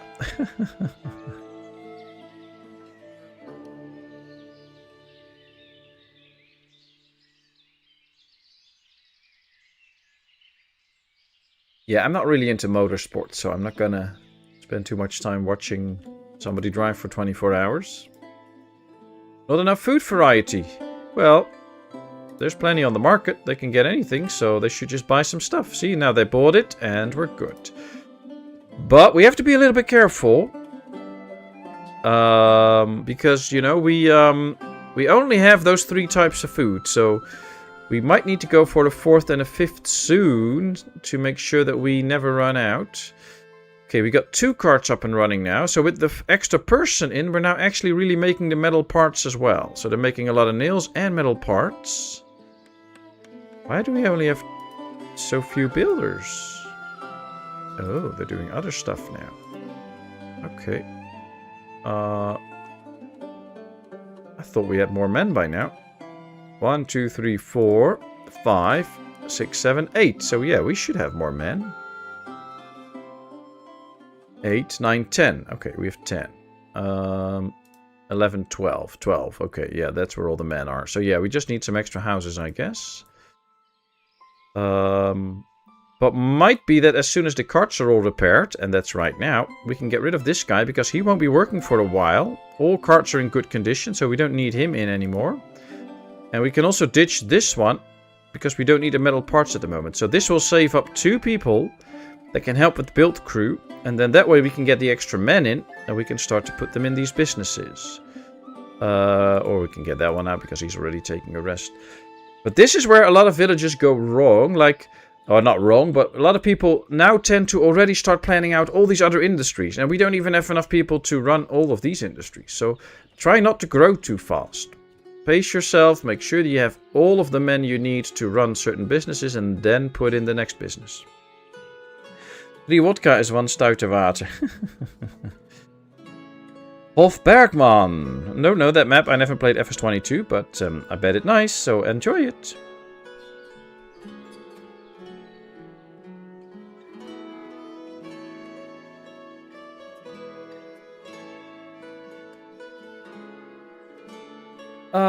Okay, so he is bringing, labor is bringing some goods, that's okay. But I kind of want the builder's wage to be a little bit higher so that we actually hire builders and not get laborers doing this job.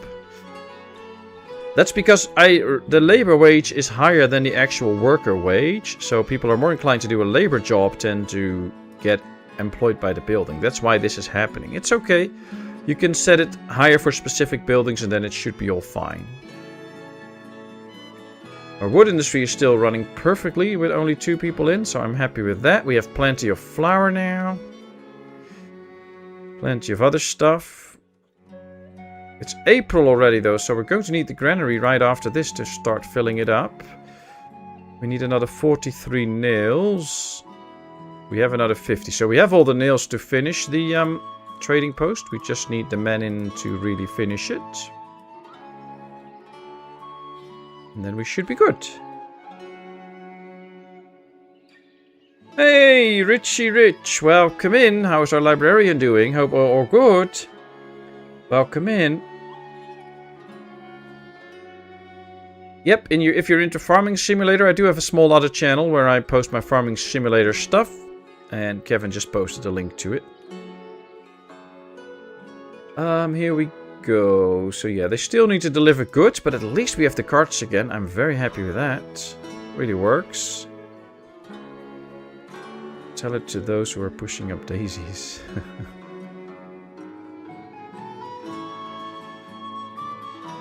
Yeah. Alright, 5 people in now. That's good.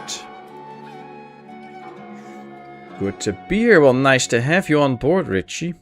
Hope you're good. Thanks for your comments on my videos. Really appreciate it, and I appreciate everybody. Been a lot of comments on my Ostriv videos and all, so thanks a lot for that. Really appreciate it. That's the wrong fence. Should get this fence now. We'll just hook it up here. Then I think we should start getting some extra carts soon, and this might actually do for that. So here we have a place where we could get another cart parking if we were to get rid of all the uneven terrain. Can we work this? Nope. Need to find a smaller building to work with the terrain. Nope, that's not going to work. Maybe the smithy can do it. Sometimes, you know, you get all lucky all of a sudden. See, now we could place that one. That changed it a little bit. Uneven terrain. Here's the uneven terrain is gone, so we could actually place it just there. Oh, no. That wasn't supposed to happen. What you can also do is just really try and find the edge where you can still build it and where you can't. And then it can slowly change the terrain for you. We need a bigger change out here. Uneven terrain. See, we can already go way more down than before. Let's do it one more time. See, now we can go all the way down and there's no more uneven terrain. So let's hope that works for the cart parking too. Not like that. Yeah, here we get no more uneven terrain. So that's good. But I do want to leave some space for trees in here. But yeah, we can get an extra cart parking there. Nice. Still 37 people. Oh, everything is in now, so they can now finish the trading post. How are we doing with the iron? Still 216 in here and 484 in there, so that is plenty. We have enough metal parts to build another cart, so as soon as this one is ready, we can get the extra cart, which can speed up the whole build process as well. So we should probably do it like this, for now at least, and then we'll see. Just a long time always to build these trading posts. It takes so long, so I'm kind of hoping that it gets done soon.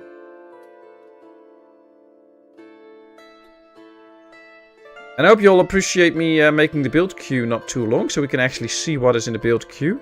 I am kind of known for making these huge build queues, but hey, I'm trying to better myself.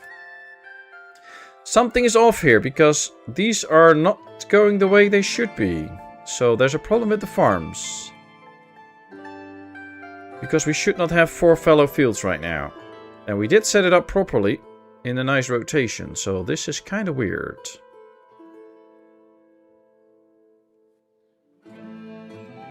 I don't really understand, because this one should now be busy.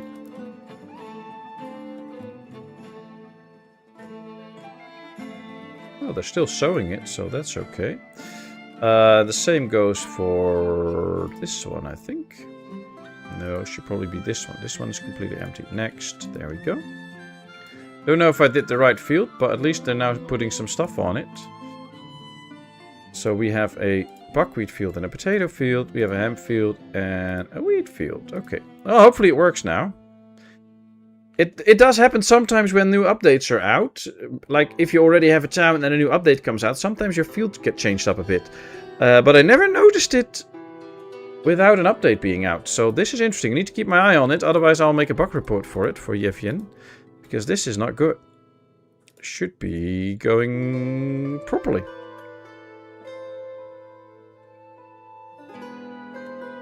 Maybe something got bored with the last patch. I think so. I think so.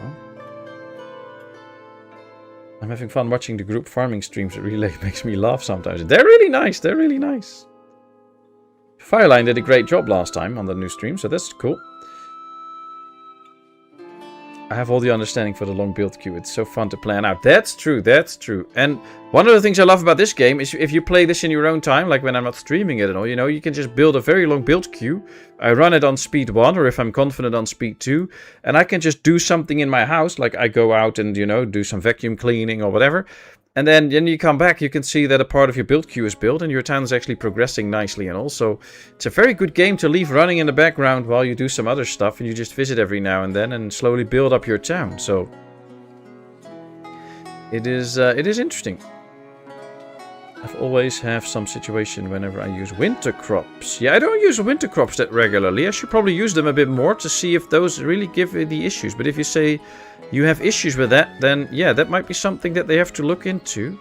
Because I think there are some issues there.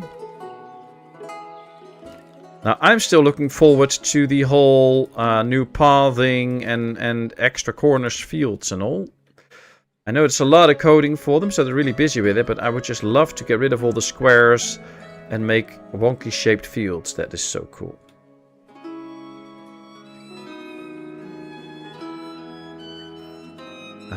I love that. Checking in on your game as a reward in between house chores. Exactly! Exactly. And then you feel good about doing a house chore while you're still gaming, and you feel good because you progressed in the game. It's a It's a double booster for some dopamine or whatever. I like it. Alright, we do have to get a manager and a worker in here in order to get this fully functional. So we'll see if we can actually deliver. I'm going to set it up already for 5,000 charcoal so that we can make a bit of money. You can also see that a while ago we had only 1,400 in, and now we have 1,500 in because of the taxes. So we're actually doing quite good on that. We made a bit of money that way, so that's good.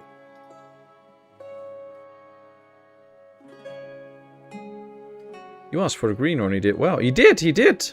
I mean, I love this way of stacking the pallets of lettuce on the trailer. I know I'm bad at it. But luckily I'm not the only one. But it was a lot of fun. Hopefully you can join us next week too. We have some very nice metal parts out. So as soon as this one is ready, we can start to make some extra carts. And that will boost the town.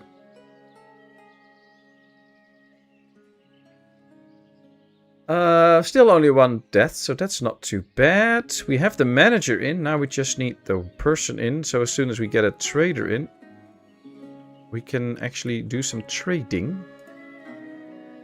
Might have to boost charcoal production at some point though, but you know, that's all the fun of planning out a town. I actually wish there would be more standard building in the game, like building on a grid, so not having to make garden shapes yourself. Don't know if that makes sense. My wording is a bit weird. Oh, you actually like to build on a grid, because what I love so much about this game is that you have the free build, but what I like is that there is a pattern in the map. I don't know if you ever noticed it, but if you zoom in, you can see it. There's a line that goes here, there's a line that goes here, there's a line that goes here, there's a line that goes here. So there is a grid in the map, because all of these squares have the same sort of how they set up. So you see the darker patch here, the darker patch here, darker patch here. So they're basically a small patch of grass, and there are hundreds of these patches in a row. So there is a little bit of a grid. And also this way, if you rotate this way, you can also see that there's a grid out here. So one way for me to work with that is I try to align my buildings with the grid you actually see on the map. So like this, for instance. So now it's kind of aligned with the grid so that I can build straight. If I really want to. So now I can just follow this line, and then I can build kind of straight. I like to do that, but yeah, it is what I love most about this game is that it's actually not a grid builder, because there's already so many grid builders out there, and here we actually have the freedom. But what I would love is an option to make the grid a little bit better visible, so that if you want to build something really straight, that you really have the option to do so, because it is pretty visible. That is the thing that I would definitely love to have into the game. Which right now isn't really there into the game. Oh, we have a little white line issue. So there was a pathing issue. It should already be solved now. But yep, there was a small pathing issue. Okay, let's try and get one worker in here to get a few extra carts pushed out, so that we can get more jobs done quickly.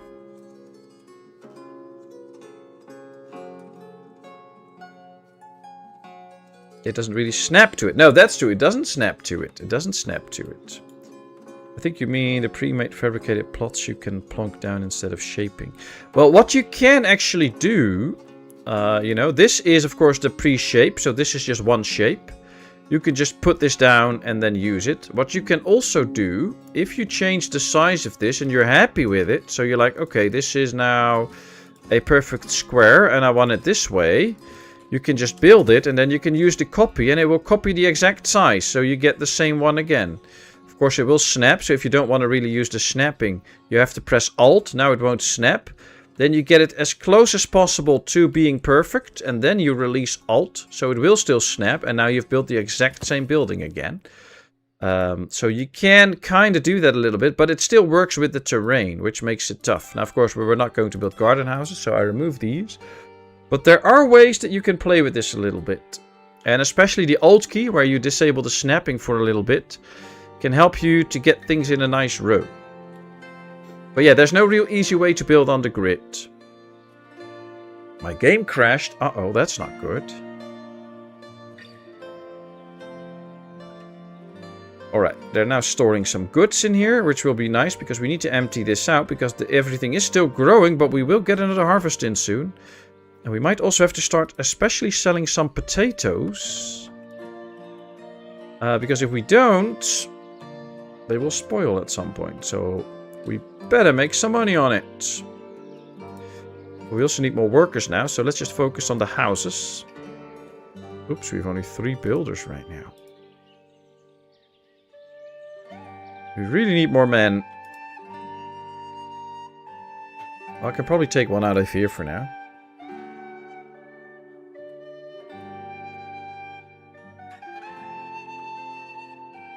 We have plenty of flour right now, so don't have to worry about that. So let's take that one out. Hopefully that leads to a cart, right? Yep. 2 more orders in queue. So you already build an extra cart here? Yes. 3 parts, 10 parts. So 2 more parts. There's 1 already inbound. Then we can build another cart. You need 15 metal parts to build a cart. So yeah, 1 more. Oh, we're gonna get there. And we have 4 builders now, which is also good. That should speed it up a little bit. At least that's what I hope.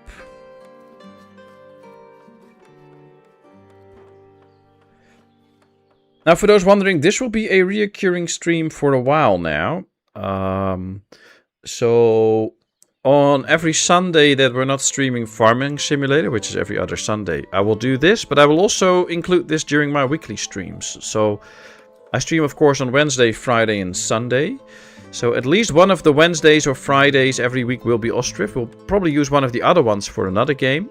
And then on Sunday, we'll do either Farming Simulator or also continue this. So that we really keep going with this for a while. I think that that'll be pretty nice. Anything we need to sell? Well, we could sell buckwheat. Not really need that. Wouldn't be nice to buy some warm clothing, so we can also get some warm clothing. But we don't need it yet. It's still only year 1, so we don't need to buy any of that. Could actually be selling some of the buckwheat, but we still don't have a worker in here, which is the main issue right now. Because without that worker, we're not going to get anything done. Let me take these out, so we only have 4. He's making a cart, so let's wait until that is done.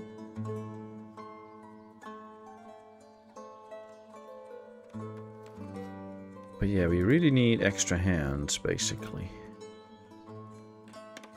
Otherwise, we won't get the stuff done. And once we get the extra hands, especially in here, we can sell some goods, also get some stuff in. 2 carts are ready. We don't have the metal parts right now to build another one, so let's get this guy out. Maybe he will join in here. That could get things going and also add a bit of money to the town. But you can never be too sure, so we'll have to see.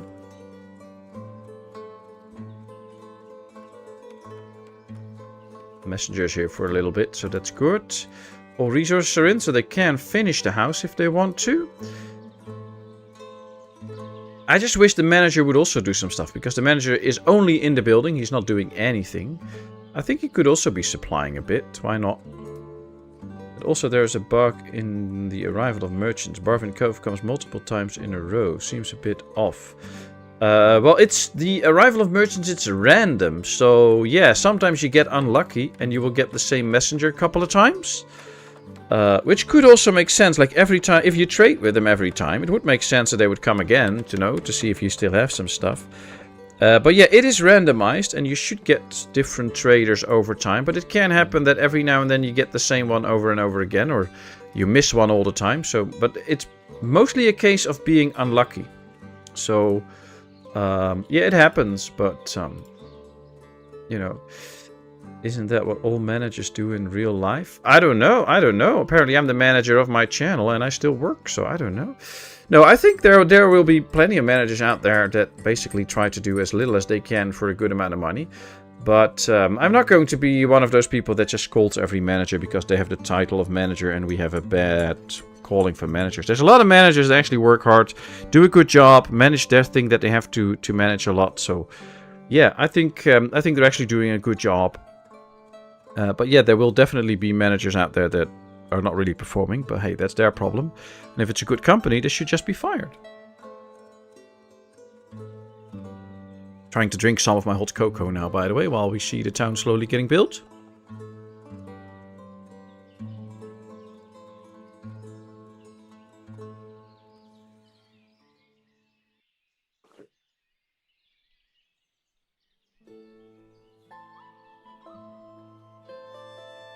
But it can be quite annoying if you get the same messenger over and over again, and it's not the messenger that you actually want to get into your town. That can be quite annoying, especially if you want to go to some of the more expensive towns. Like if you want to go to Balaklia, it's only 40, but if you want to go to Dekachi, it's already 80.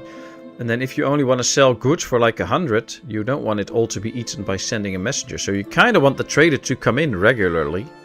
So yeah, it's just some, but I guess it's also could be a real life thing, you know, that at some point a messenger just comes in not too often, and then after a while they come in a few more times. I guess it's nice.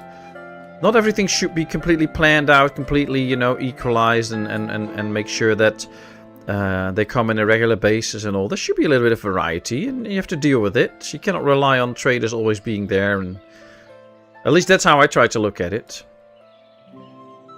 Alright, they're filling the charcoal pit. This is still working. We're getting in more metal parts, but not enough yet for another cart.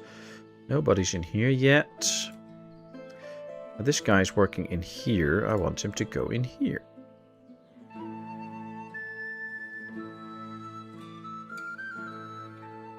I ran my own aerospace department once I did most of the work. Something went wrong there, I think. Maybe. I love the idea of the graveyard by the trader. Welcome to our town and our trade. Here's our dead people. Yeah. Welcome in to our town. If you don't give us a good trade, you'll end up right here, close to where you are. So you better give us a good price. Yeah, that's a way to deal with people. Okay, let's up the wage a little bit, see if that helps. We should be getting in. Yep, they're already harvesting this field. These are still growing, so that's okay. They should be harvesting that one too. I guess it's also time for some clothing industry now soon, so that we can start to make use of the hemp and all. See, but this is the issue. We don't have workers yet to man all of the businesses that we have, and I'm already thinking about the next business. So I should really pace myself now, make sure that we get all of the other industries going, get a few extra hands in, and then get working on the clothing industry. It's so tempting, you know, to just keep going and get the next industry and the next and the next. And forget about, you know, getting enough people and enough hands in so that you can really do all those jobs. It is so tempting, I know all about it. But just make sure that you get enough people in, that you get enough laborers to do their tasks and all. And then go to the next industry. And luckily the hemp won't spoil. It will just fill up this place, so we might have to build a storage soon. But other than that, we should be okay. Subtle treat, yep. Do you think the trade frequency might be tied to how much you buy-sell with them when they come? Their offers are rejected a few times in a row. Maybe they don't come as often. I don't think that it actually is the case. Because, for instance, I've traded with their Kachi, where they come in. I sell them all of my charcoal. And, you know, so they should be like, oh, hey, we can get charcoal here for a good price. So we'll come again. And then you won't see them for another 2 years. And I will sell them shoes and all. So I don't think there's an actual relation right now between what you trade with them and how often they will come. I think it's just completely randomized. Sometimes you will also get like 2 messengers in a row. And you're like, oh, I have 2 messengers inbound now. And then you won't get any for half a year. That's just how it works. It is, however, very important in the beginning, especially with their Kachi, to start selling charcoal, and if you have shoes, start selling shoes and all, to build up the demand. Because later on it will be very much worth it to send out a messenger, because the messenger will only cost you 80, while you can make hundreds, if not thousands, on a single trade with charcoal, because their demand will go sky high at some point. Cooper can tell you all about it, because Cooper does trade deals where he makes one trade deal and the carts will be going year round just to finish off that one trade deal. So there are good options for that. But yeah, you have to start building up that demand by trading with them all the time. See, that's what I mean, Barvin Co. 4 times in a row. Yeah, that's very unlucky. That's very unlucky if you have that. So kind of hope that's not going to work out for me. But yeah, you never know. Let's see. We have total adults 13. We have 13 and 17. So yeah, we have a lot less men than ladies. So that's part of the problem in town at the moment. So it would be nice if we would get a few extra men in, like with this house. Just bring in some extra men for me, please. It doesn't mean we cannot start to set up a clothing industry already, because we're going to need it.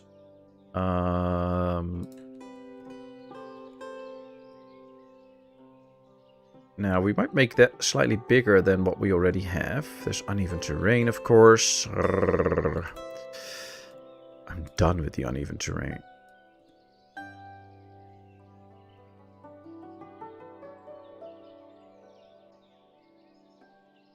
Oh, come on. Give me a spot to try and build this.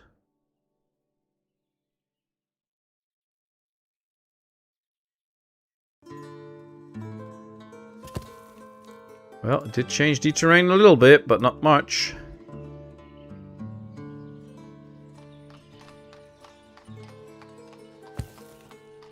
It does work, though, but it's not the most ideal thing to do, of course.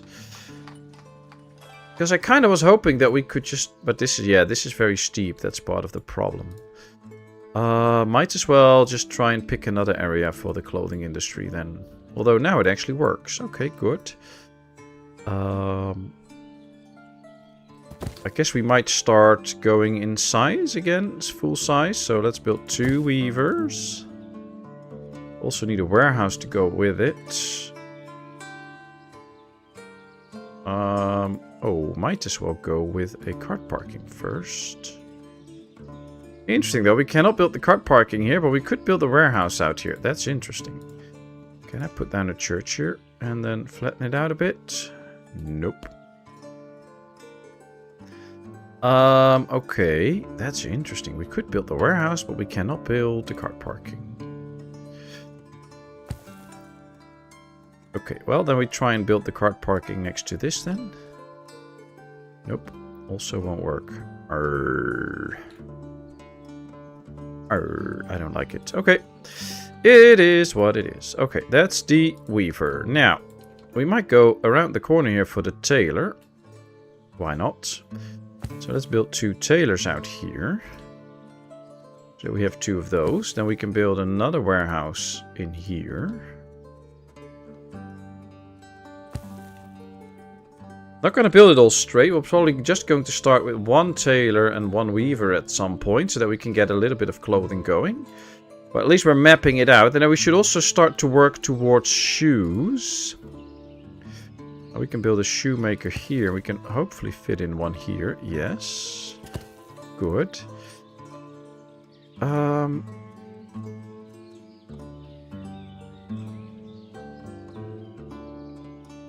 Could do a few of these, of course, just for... I don't know. I don't know. Interesting, though, that a simple shed like this is hard for them to build.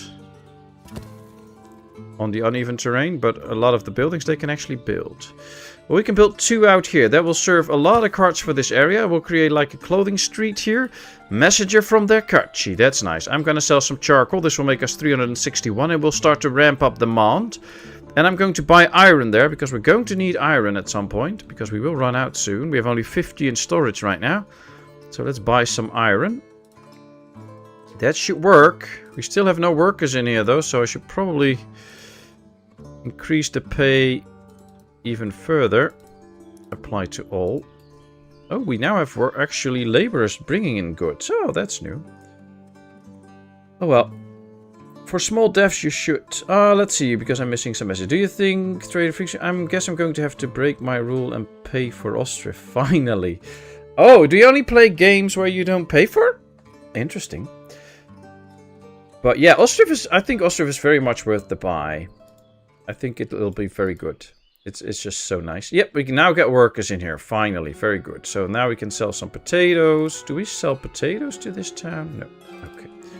Maybe a silly question. There are no silly questions. You can ask anything you want. So please make sure you ask me anything you want. But wouldn't it make more sense to have the tailor closer to the town than the weaver? Because the tailors made the end product. Yeah, probably. Probably. But you know, I'm just trying to make a little alley here. And then at some point we're also going to get the... where is it? the tanner up here for the leather. And then it should go into this. So I'm kind of just trying to build a nice alley. And these little bits of distance don't really matter. Plus, at some point, I will probably build a storage out here somewhere. And store the shoes in there so that the marketplace can just pick it up very shortly. So in the end, it shouldn't really matter how close we place it anyways. Because it can just go from that storage. But yeah, it is a good option if you place it a little bit closer. But I kind of just always like to build like areas with all of these same industries that go together, and it ended up like this. I don't know. Do you think the cart parks are a little oversized considering some buildings? I don't think they're oversized, but it's weird that on some places I can build the warehouse and I cannot build the cart shed. While the cart shed is only 4 poles. If you look at it, it is only 4 poles and a roof. So this should basically go on any terrain. You know, we should be able to build this right here because it doesn't have to be perfectly flat. The house or the warehouse, it actually makes more sense for the warehouse that it has to be flat. But I can build a warehouse right here and I cannot build a cart parking right here. So that kind of doesn't make sense to me. Like I can place down a whole building, but not one with only... with only four sticks. See, I cannot build this anywhere here. And that doesn't make sense to me. So, I don't know. I don't know if there's a fix for it. It's just kind of weird to me. I'm a very thrifty man. Oh, no worries about it. I just didn't know that, but it's nice. It's nice. But yeah, if you want to spend money on a very good game, I guess Ostriv should be the one. Do you really need 2 shoemakers? I only use 1 shoemaker for my town with 3.6k people, and I sell 10k shoes every spring when I send out my traders. Oh, you know what? I just like to be prepared. I don't know if I really need them. I never did the math on it. I think there's actually quite a few people out there that really think we need, you know, lots of buildings and all to keep your town going. You can do with way fewer than usually. Look at this. We still only have the 2 guys in here. They still have full logs because they should store 20 and they have 19 now and number 20 is coming in. And they have all the wood and the firewood. So yes, these 2 are, for now, almost 2 years into the game, fully doing the game. So this working out well. You don't need to fill it up. But yeah, sometimes I like to be prepared. And in this case, I just get 2 shoemakers, you know. I do have towns where I actually use all those 2 shoemakers all the time. So let's try and get extra carts now since we have the metal parts in there. This one is probably arriving with the iron, I hope. Or is it... Was it trying to buy charcoal and it didn't buy it? That is also an option. There comes some charcoal now though, so that's good. We might have to give this one its own charcoal pits so that it can actually fill it up easily. Cannot hook up the charcoal pits to a specific building, but it might help out if we build a little charcoal alley for it. Or a storage, but I don't know. You're welcome. Thanks for your questions. And that goes for everybody. If you have a question, please always feel free to ask.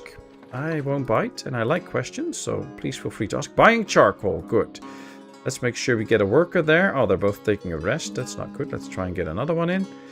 So that they can actually sell the charcoal and make me some money. Because we do want to make money. Another house coming up. This is a nice family with only a young kid.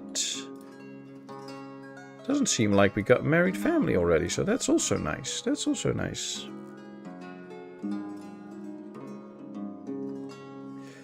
I think my new game is going to die before I even get the houses up. I forgot to take guys out of the forestry. Oh, you can still do it. You can still do it. Just give it a go. Just give it a go. Shoemaker make the best F1 drivers. That's true. That's true. I have to name them all Michael then, but yeah, then it's very true. So this one left quickly. What did he bring? Buying charcoal, but he's empty, so he didn't buy any. He didn't take any charcoal with him. Unfortunately. See, not the required resources. Okay, well, it's okay. It's okay. We'll get it in. Export. We already exported 100 charcoal, so that's good. And we will export even more because I think more are still on the way. Yeah, so these are coming to buy charcoal from me. So hopefully that works out. And then we can still make some good money on it. So how are you doing, Tarzan? Welcome in, by the way. Hope you're all good. Thanks for joining. I'm watching and typing here. I'm texting my daughter and forgetting about my own game. Yep. Women are great at multitasking though, Shuriel, so you should be able to manage it. At least that's what I always hear. Alright, let's set up 2 charcoal pits here for the trading post. Let's get them all sick by all these fumes that comes of this. Looking for laborers. Well, keep looking. At least the farm is done again, and everything is off the fields, so that did work. The farm is almost full though, so we really need to start working on that. That is where this tailor comes in. And luckily, tailor jobs can be done by ladies, so that will help out. Because then at least they can start to make cloth and threads, and those we will need to make our own clothing. That will mean that we're also going to need another market stall again to keep supplying the town with stuff. And I'm going to place this one right here. At some point this storage will go away. So then it will look hopefully a little bit nicer. Because this should be like a big area where we're going to put some nature, a gazebo and stuff like that. Let me just set this up completely for clothing, warm clothing and shoes. And then once we have that all, they can sell it all. And I also want to sell some extra firewood out here. But we're not put a person in there. Yes, here we are. Alright, let's go. Let's put that out. Oh, no. One click, please. Then put 2 ladies in. And make sure that they can now start to work on some threads and textile. And that will also help empty out the farm. Half of all the stuff in the farm, or a third of all the stuff in the farm is hemp. So if these can take that out and start producing a lot of hemp, that will be really good. This guy still needs metal parts. We have 13, so 2 more. And we can build another cart. So I'm going to leave this guy in until that cart is done. And then we can take him out and he can do something else again. Looks like we're also... Yep, we're selling charcoal again. So we did make some more money. 250 now, so that's actually quite good. We are now up to 1838, so we're almost back up to 2000.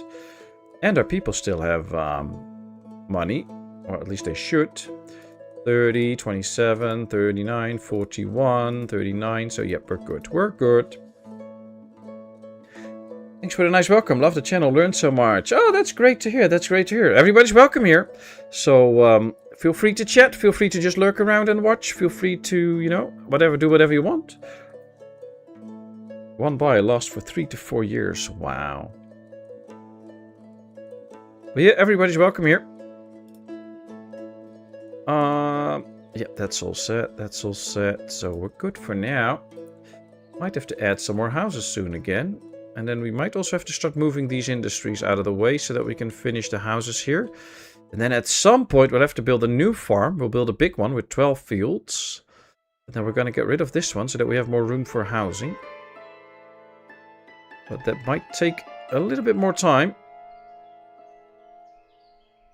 So we're not going to jump straight into that.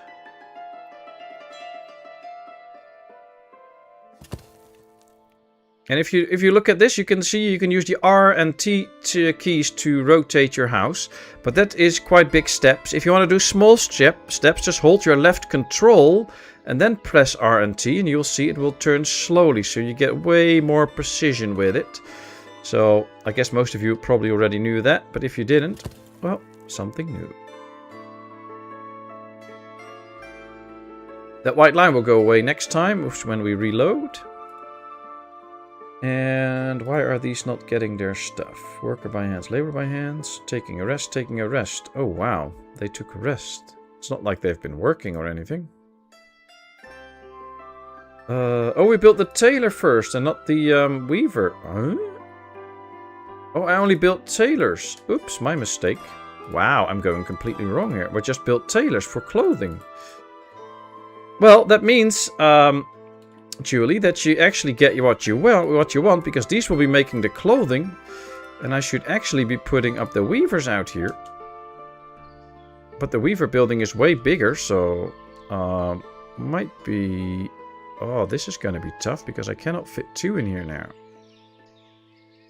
Oh, we can get rid of this warehouse. Let's see if that will work. I'm actually doing it wrong, but it ends up just the way that Julie suggested. Because here we go. And now we get the 2 weavers out here and the tailors out there. So that's an interesting twist. Didn't see that one coming myself.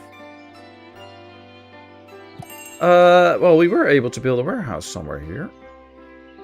Can we still? Yes. Let's just put it down, delete it, and see if we can now build it in the proper spot where I want it. Yes. So that will be a second warehouse for this area. Messenger from Merefa. Oh, we can sell some buckwheat out there. Let's sell 1,000 that we have available.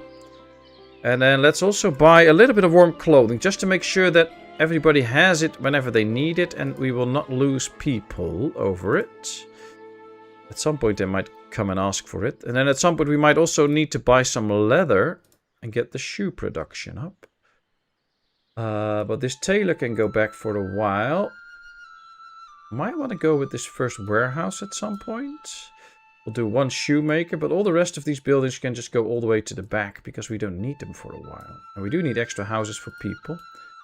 That's what I love so much about this game. You can very easily adjust the build queue. Now, I'm already making it way too big again, so you all can probably not see what I'm building, but I'll try to make it shorter again. But I just love how easy it is to change the build queue so that you can move buildings around and prioritize something else and all. That's so cool.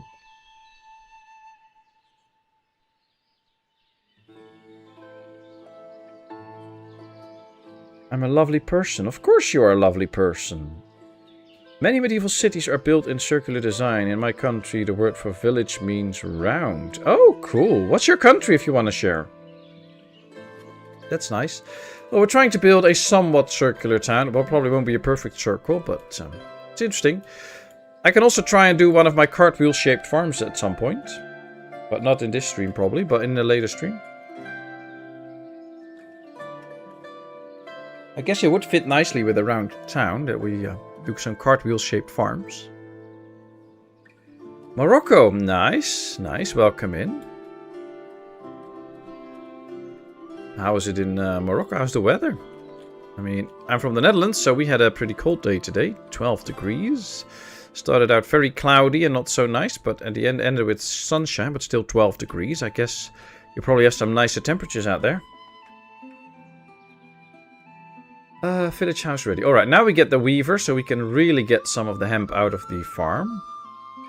That will work well.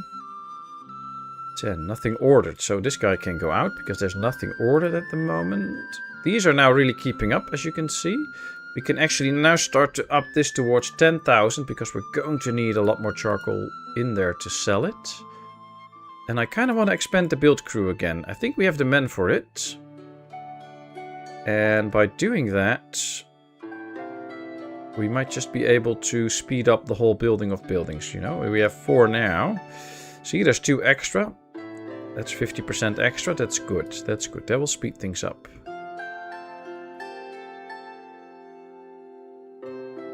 Was there several times en route to Mauritania. Good food. Oh, yeah. Yeah, as a trucker, you got everywhere, Roadhog.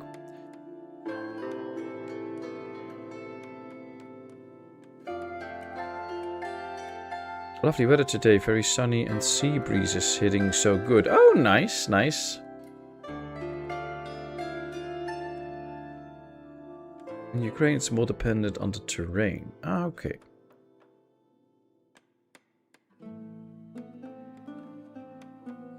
I nearly showed myself up, then I thought, oh, Morocco, thinking Monaco. Well, that's a bit of a difference.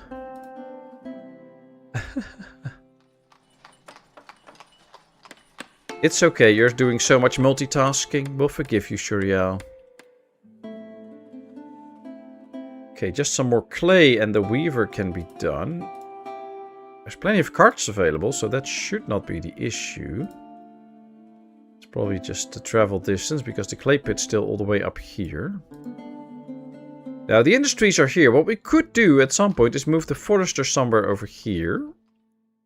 Question is, can we also get the clay pit out here somewhere? Oh, actually we can. We get the clay pit opposite to the charcoal pits there. And then we get the forester somewhere close. And we can free up that area for other stuff. So let's try that. It will take a bit before they get the trees out of the way. But once they do, that will be good. There we can remove the clay pit. Then, of course, we also need another thatchery. Can also go somewhere out here near the water, which will be helpful. And then we can start to work on the circle again. Yeah, that'll be nice. As long as it's not Austria-Australia mix-up. Well, you know, it's kind of weird if you watch... I don't really watch it, but if you look up in the newspaper, like the results for the Eurovision Song Contest, you're like, oh, it's Eurovision, and then you read that Australia's participating. It's always kind of weird. And there's a lot more countries in there, but I'm like... isn't this called Eurovision? Why do I see all those names that are not particularly in Europe? But hey, not my problem, because I don't watch it. Wonder if I can rescue the game or should I start a new one? Try and rescue it, give yourself a challenge, maybe you make it. And even if you lose a family, it's still not the end of the world. You can still complete it all and at some point get your town going. So, it's not that bad actually. You lost 3 families. Oh, you can fix it. You can fix it. UK got 1 vote from the whole world. Oh, I didn't even look that up. Is that... Oh, is that the case?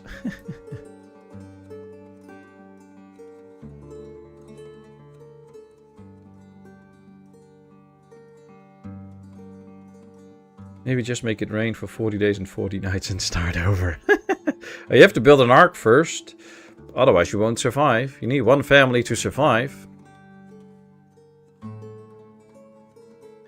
Okay, so we have in some warm clothing. It's actually going to the market stall now. There's firewood in here, so we might as well get a lady in here soon.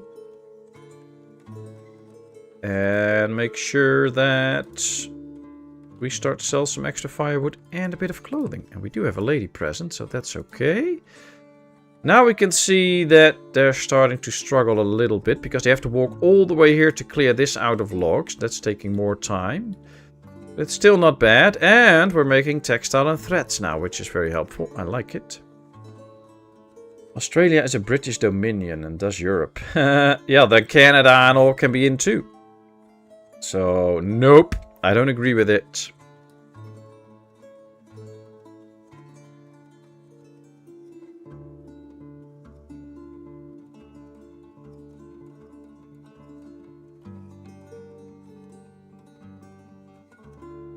I had the same house evacuate 3 times for no firewood, while the marked 2 houses down had firewood in stock. Maybe they ran out of money then, and they weren't able to buy it? Because there should be, like, as soon as they have a shortage, you will get the icon appearing overhead, of course. But it should take several months, like 3 or 4 months, before they will actually move out. So they should be able to buy it. What happens sometimes, though, is that you can see right here, there's 10 more potatoes coming in. There's also 10 reserved. If your whole town is a bit short, then it could be that because of they're a little bit further out, that every time firewood comes in, it is immediately bought by everyone. And then they keep having bad luck. But yeah, it's a special one. I've seen it happen too, and I'm like, I don't understand why. And then all of a sudden it was fixed, but... And of course, welcome in, Wrinkled Egg. How are you doing today? But yeah, if the distance wasn't too far, then it should be good. Of course, there is a moment, like right now, you can see there's no issue. And as soon as you go too far, at some point it will stay warning no market stalls nearby. So... if you put it here, it's okay. If you put it there, they have a problem. So, but if it was relatively close, then it should not really be an issue. Hi, Pillowmaker. I'm very sorry. I think I saw a post of you already earlier about the Dutch weather. I didn't even say hi. I'm very sorry. How are you doing, Pillowmaker? Hope all is well.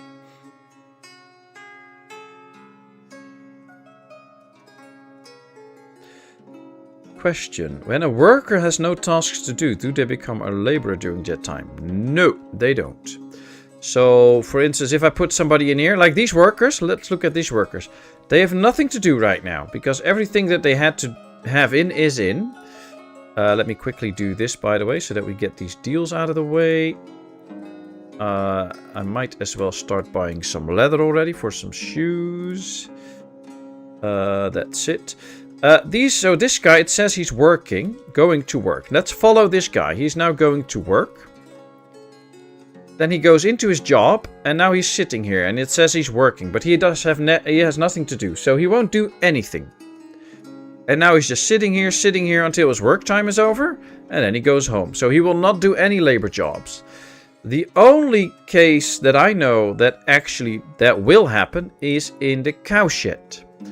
Because the ladies in the cow shed can also operate hay barracks or hay dryers that are close. So if you have a cow shed and there are hay dryers close, the ladies from the cow shed will actually go there, start mowing and putting the grass up on the hay dryer and turn it into hay. Because they need that at some point. That's the only case where I see actual workers kind of turning into laborers and also working the hay dryer. But in all other cases, as you can see right now, he's leaving because he's going to take a rest. And he didn't do anything in town while there are labor jobs to be done. So that is not the case. They won't do that except for those ladies in the cow shed. Alright, we're getting more and more textile in. Now these can start to turn that into clothing soon. So let's get one lady in there to make clothing for us. That should work. I hope that answered your question. Hey PSV, welcome in. Good to see you. How are you doing?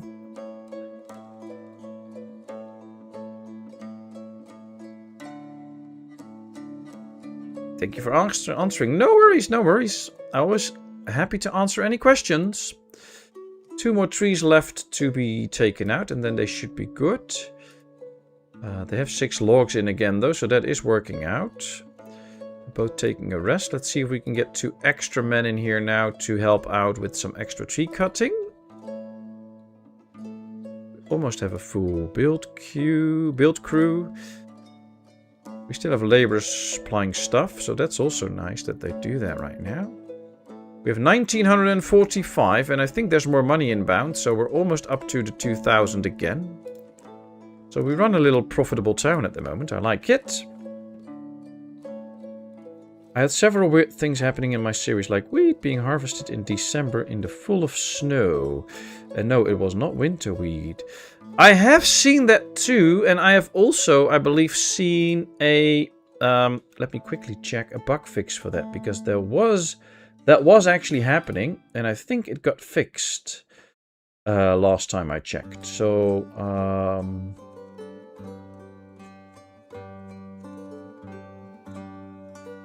let's see. I think I read something about that.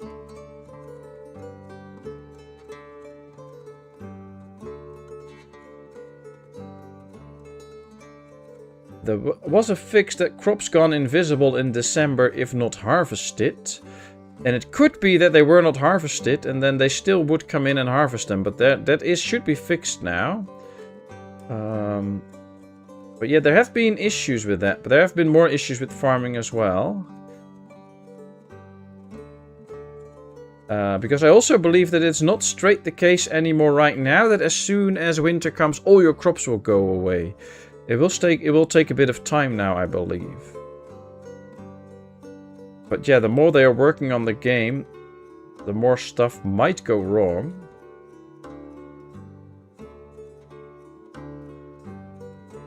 But there has been a fix for the problem with harvesting in winter, so I don't know.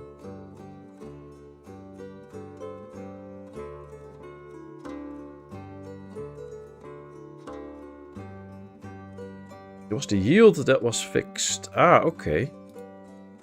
I don't know then. Could be that, though, sometimes that updates mess up with orders a little bit and stuff like that. So that it's just a one-time thing. But I don't know. I don't know.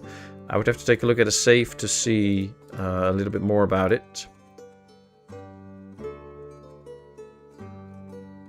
But yeah, weird stuff can happen, especially in a game in active development. So, you know, that's just what it is. And for a... one-person dev doing this for a long time now. He's actually been doing a very, very good job, I believe. So I'm very happy with the game. Let's also start storing the hemp seeds in here for now until we get the oil maker.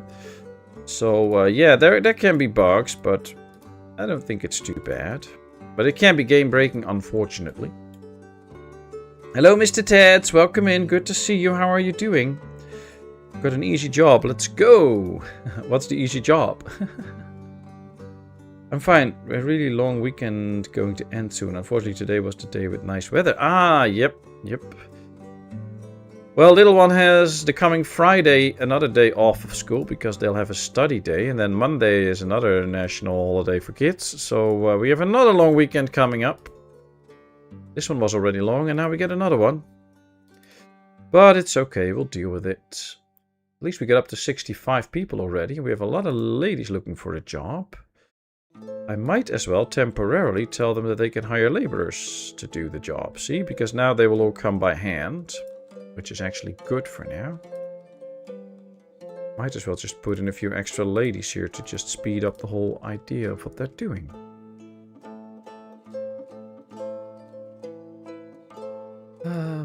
Oh, they bring goods to the chapel. Yeah, nice. Nice.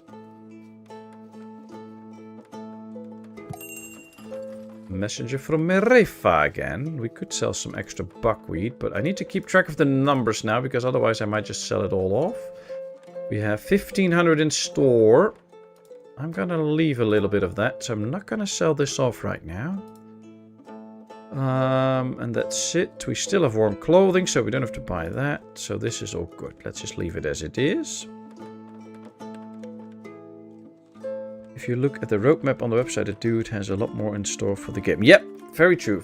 And hopefully modding is on the roadmap. Hopefully it comes at any point. And I want a lot more decorations and all and stuff like that. And of course, if you've been following the dev diaries, he's now working on giving us a lot more options to make weird shapes. So not only have these 4 corner points for buildings, but have more corner points so that you can make other shapes and all. And I'm really loving that. I can't wait for that to be implemented. That should be so cool. But yeah, there's a lot more to come. We're already waiting 1.5 years for Alpha 6, which was promised to us to come 1.5 years ago. It's still not there.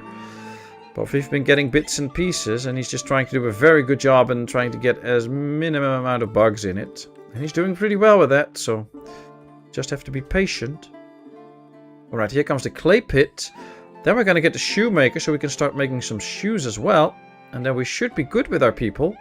They can have clothing, warm clothing and shoes. Oh, that'll be nice.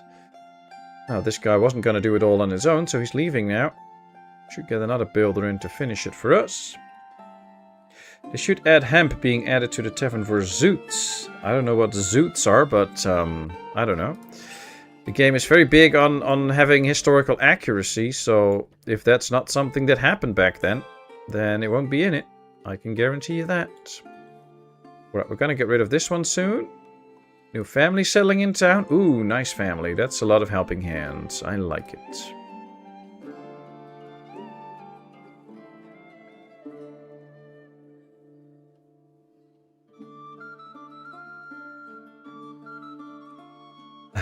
Darn your visitor's bell. I'm looking for mine. I haven't got the trade building up yet. That's how it goes. If you play this game together with somebody else, you hear sounds, you'll be like, oh, let's take a look. And then it's the other player's thing. I love the game. Like you said last week, so peaceful and chill. Exactly. This is such a nice, lovely, peaceful game. It is so good. It is so good. I mean, Foundation is also good. And they are both city builders, but they both have their different, very good, unique items. And they're hardly comparable that way, but they're both very good city builders. But there's just not a lot of good city builders out there, if you ask me. So I'm just very happy that we have this one. I think the carts soon need repairing, so let's put a worker in here. And I think the farm is now...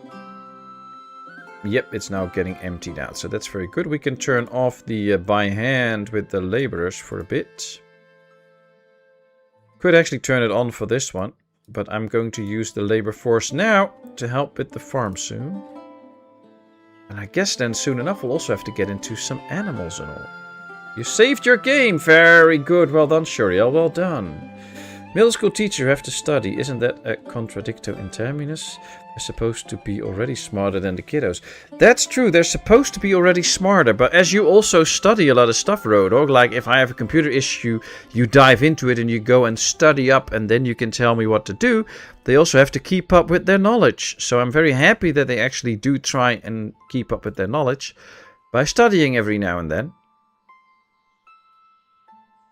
Otherwise, they would still teach my kid about the USSR and all sorts of countries that no longer exist and all. So yeah, they do need to brush up on their knowledge. So I'm very happy that they do that. I play Soul Mask now as well. It is a great building game. Yes, there is some fighting in it, but it's not hard. Soul Mask, but is Soul Mask like the Final Fantasy, where you're just a character and then you have to do building and stuff, or is it like this? You're being like the god person and you decide everything. Is it? How can you compare it to Ostriv? What's it like compared to Ostriv? Right, a little bit of iron and fishing nets. We could get a fishing boat soon. Alright, clothing and warm clothing for sale. Firewood, of course. We have plenty of stuff here. Look at this. Filled up nicely. Still a lot more potatoes. Busy with the wheat.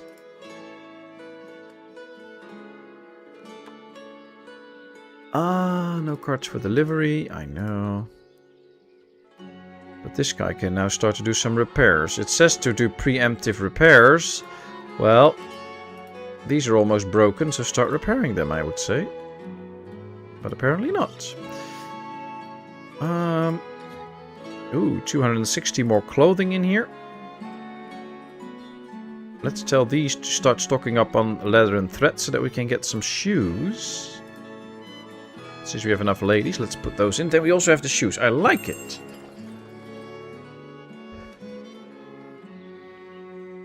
Another messenger from Descartes. Let's sell more charcoal so the demand goes up faster. We also need to keep buying more iron because we don't produce our own yet, so we need more.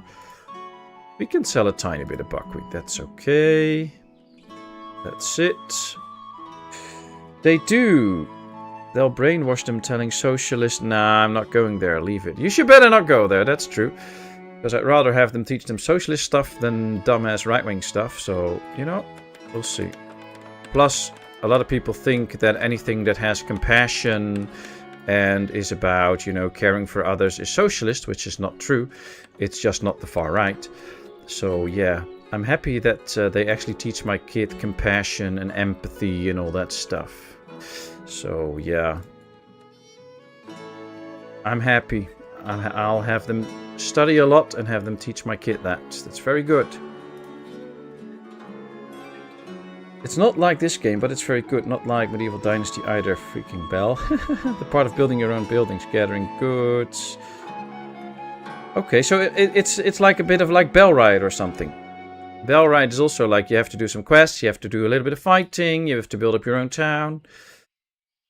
But yeah, I'm mostly into these kind of city building games. I do like Bellride, although I'm not a big fan of the fighting and all, but all the rest I do like. But yeah, I just wish there were more real good city building games like Ostriv, like Foundation, you know, no grids, no... And there are some that are slowly getting there, but they still have a long way to go. Like New Cycle, it is okay, although it's more like a colony survival game, not really a city builder. So, I don't know. It's, but hey, the fun part is we all have our own gaming preferences, and that's good. And you can like what you like, I like what I like, and there's no judgment in that. There's just differences, and we all get to enjoy those. And sometimes we can be surprised by a game. I really know that Roadhog never thought that I would be so enthusiastic about Farming Simulator. And I also never believed I would be that enthusiastic about it. I mean, I always thought like, oh, it could be an okay game, could be fun, but, you know, not too much. And, you know, it's just like, okay. And now I'm playing it, and I'm playing it a lot because I just love it very much. Because it's also very peaceful, very nice. You can do things at your own pace, and it's so much fun. And it's a good multiplayer, which is also nice. So, you know, it's you can be surprised. So I do try new games that are a little bit out of my regular games, but, you know, not too much. And there's way too many games to play anyway. 200 shoes already. Ooh. Selling shoes now. Okay.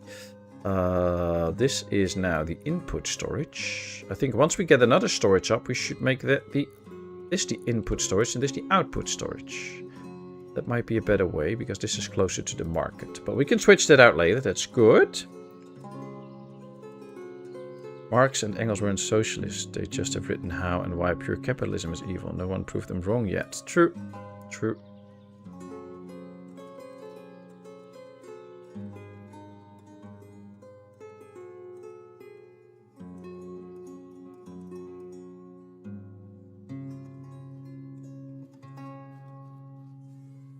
The same with democracy. You can say a lot of bad stuff about democracy, but as far as I'm concerned, it's the least worst option of them. It's not a good system, it's not perfect, but we've tried all the other systems and they for sure didn't work out. So, you know, my town looks so messy after I watch your videos. Oh, really? I don't know. It's, what's wrong with that? You know, that can be a lot of fun. My towns are sometimes overly organized, I think, so trying to be a bit messy sometimes. It's just, you know, play the way you are and what you feel like. And if you... when I played this game first, I never really did any decorations and all. And I haven't done much now because we are still struggling with the people that we have. But as soon as we get more, I like to decorate my town because I really do that now. But I really had to get myself to actually doing that because beforehand I didn't do it. And now I really enjoy decorating the town, you know, getting the trees up, putting up some fences and stuff. But if you're not used to it or you don't do it, that's all fine. But sometimes you have to try and get yourself to actually try it out. And, you know, if you feel like this is like very organized, you know, you can always try to have something like this yourself as well. Just take your time, do a little bit of planning ahead, but not too much, and then slowly work towards whatever you want to build. What are hemp seeds used for? You can use the hemp seeds to get the oil workshop, and you can put hemp seed, linseed, and sunflower seeds in it, and you can produce that into oils. And for instance, sunflower oil is one that you can sell to different towns, at least one, maybe more, and they can actually go for a good price. Your people can use the oils as well, so you provide them with an extra resource that they can buy. But yeah, you do need the oil maker for it to turn it into something. I don't know if somebody already answered it, but and seeds can also feed some animals, mostly chickens, I think. Love the central rope pattern being made by the circular housing design. Reminds me of a dream catcher a little bit. Ah, yeah, then we should make some of these swirls underneath here, right? For a real dream catcher. Oh well, you know, it's looking actually more round than I thought it would, so I'm pretty happy with it, actually. Okay, we're getting one more house up, then a cart parking, so we should probably already plan a few more houses. Kind of going to leave a wider opening here, so this can be a little bit more of a road leading into town. And also towards the industrial area, I guess. And this could be a little bit of an area where we maybe build a small stone well at some point. But I'm not sure, we'll see.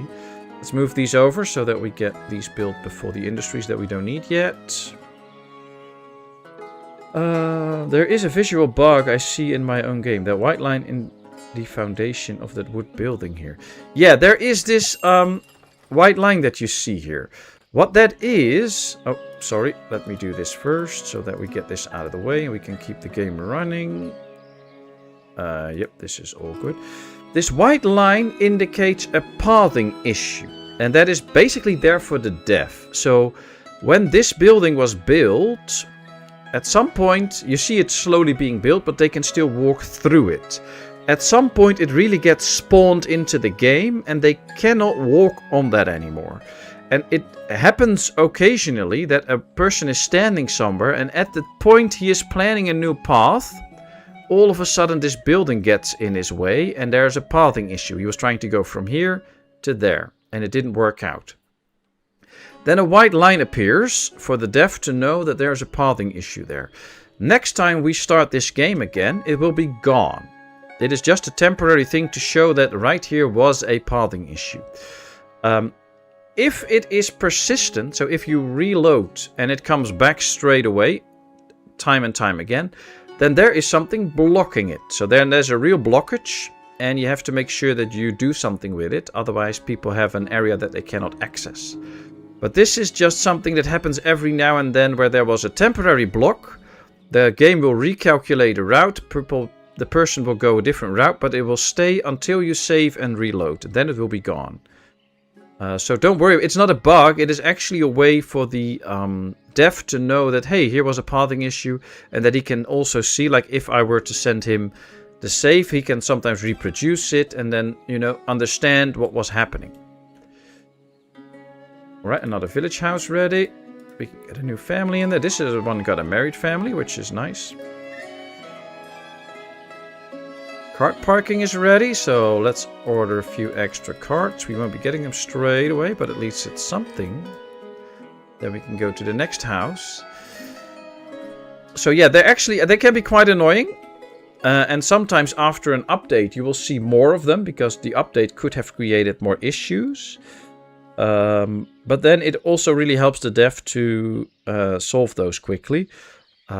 So yeah, don't worry about them too much. And especially if you just start and reload, they should be gone.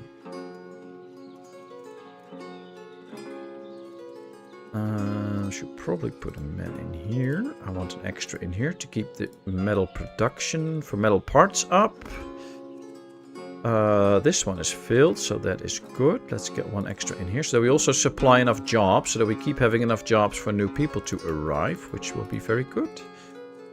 How's the farm doing? Yep, that's all working out. Everything's growing. Only this one needs to be sown in May, so they can do that soon. And we might actually see that as soon as May hits, that more laborers will actually go there, because we do have a few extra people freed up, I think. So that the sowing in will go faster and faster. See? Straight away there's only 2 open vacancies now for laborers. All the rest is immediately filled up and they will help on the farm and get all the seeding done. So that's good. That goes really fast. I like that. Okay, now we haven't planted any trees or put up any benches yet. Now this is supposed to be an area where people can just, you know, sit around and have fun and all. So let's work on that a little bit. And one way to do that is to kind of go a bit like this. As soon as the tree is planted, you can put the benches all around them.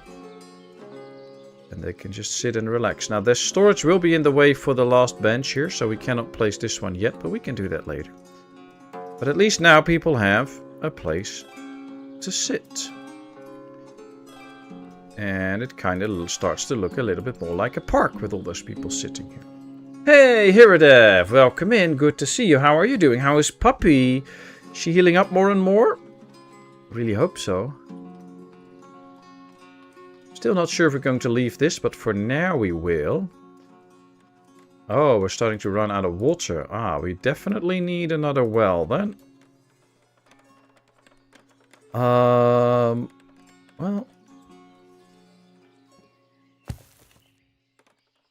Let's just make sure we get one out here and that we speed it up, because people start to run out of water, so that is a problem. I've built too many houses for the amount of water that we produce at the moment. Might actually be a good moment to get an extra well somewhere out here, a little bit hidden.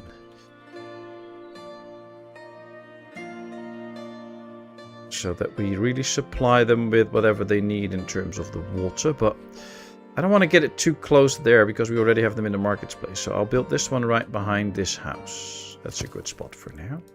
Let's also speed that one up. See, this house has a problem already because they're out of water. Now, it needs to fill up to 100 before they can get another batch of water. Here's already 100 reserved, so somebody's coming in to get it. So let's hope that one family is there in the right time. It could well be, because these are both working at the moment, and this one too, that they don't have time to buy the water. Now they actually got lucky.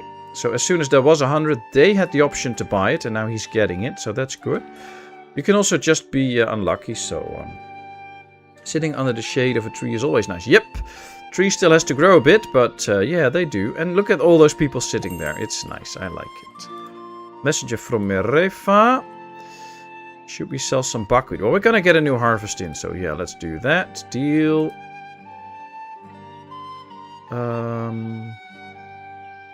Okay, well, we got the extra well. That should already in time fix all the water issues. Now we'll get another one. And a warehouse is done. Nice.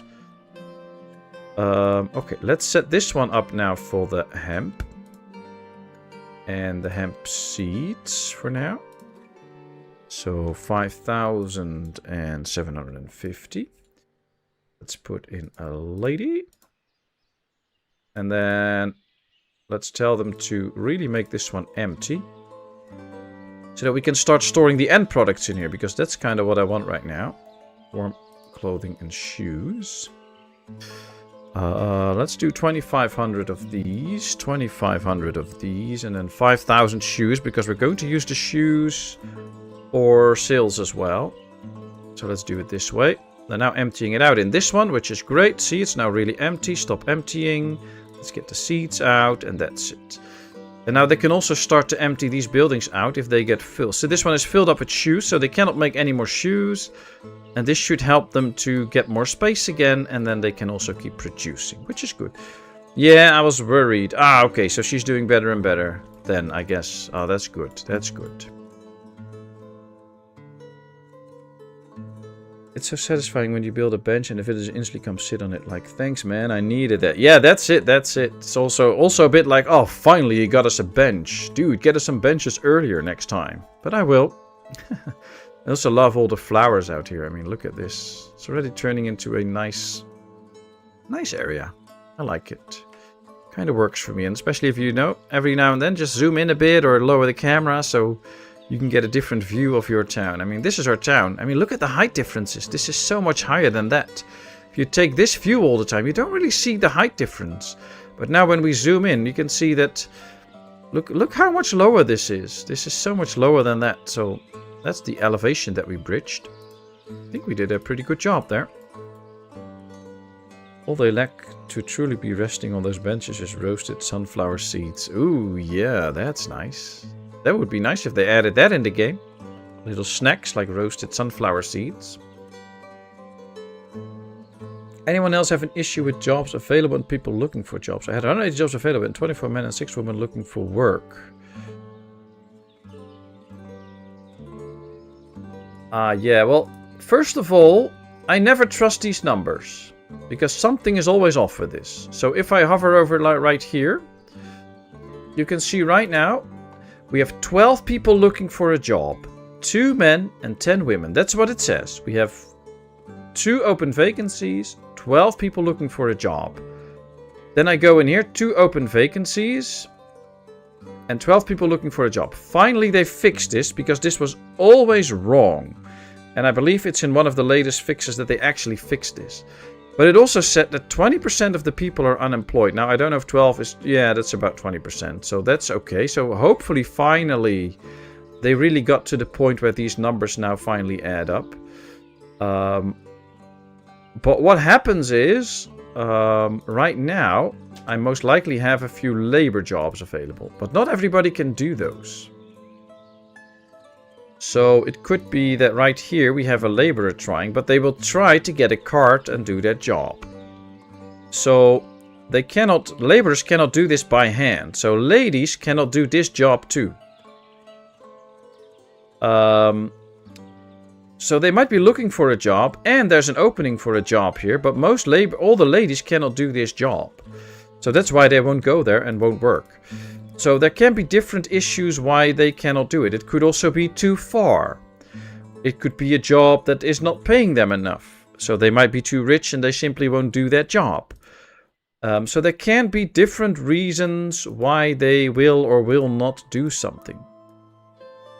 But especially these numbers have been off for years. Looks like they got fixed now in the latest update. At least it's said that they're fixed, but I'm quite skeptical about it. I have to do some proper research on it. But it could be that it's now properly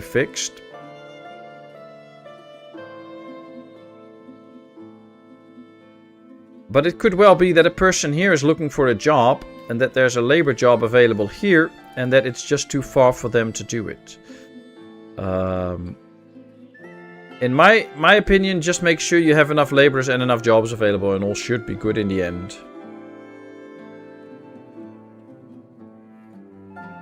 Sunflower seeds are for gossip. Nice.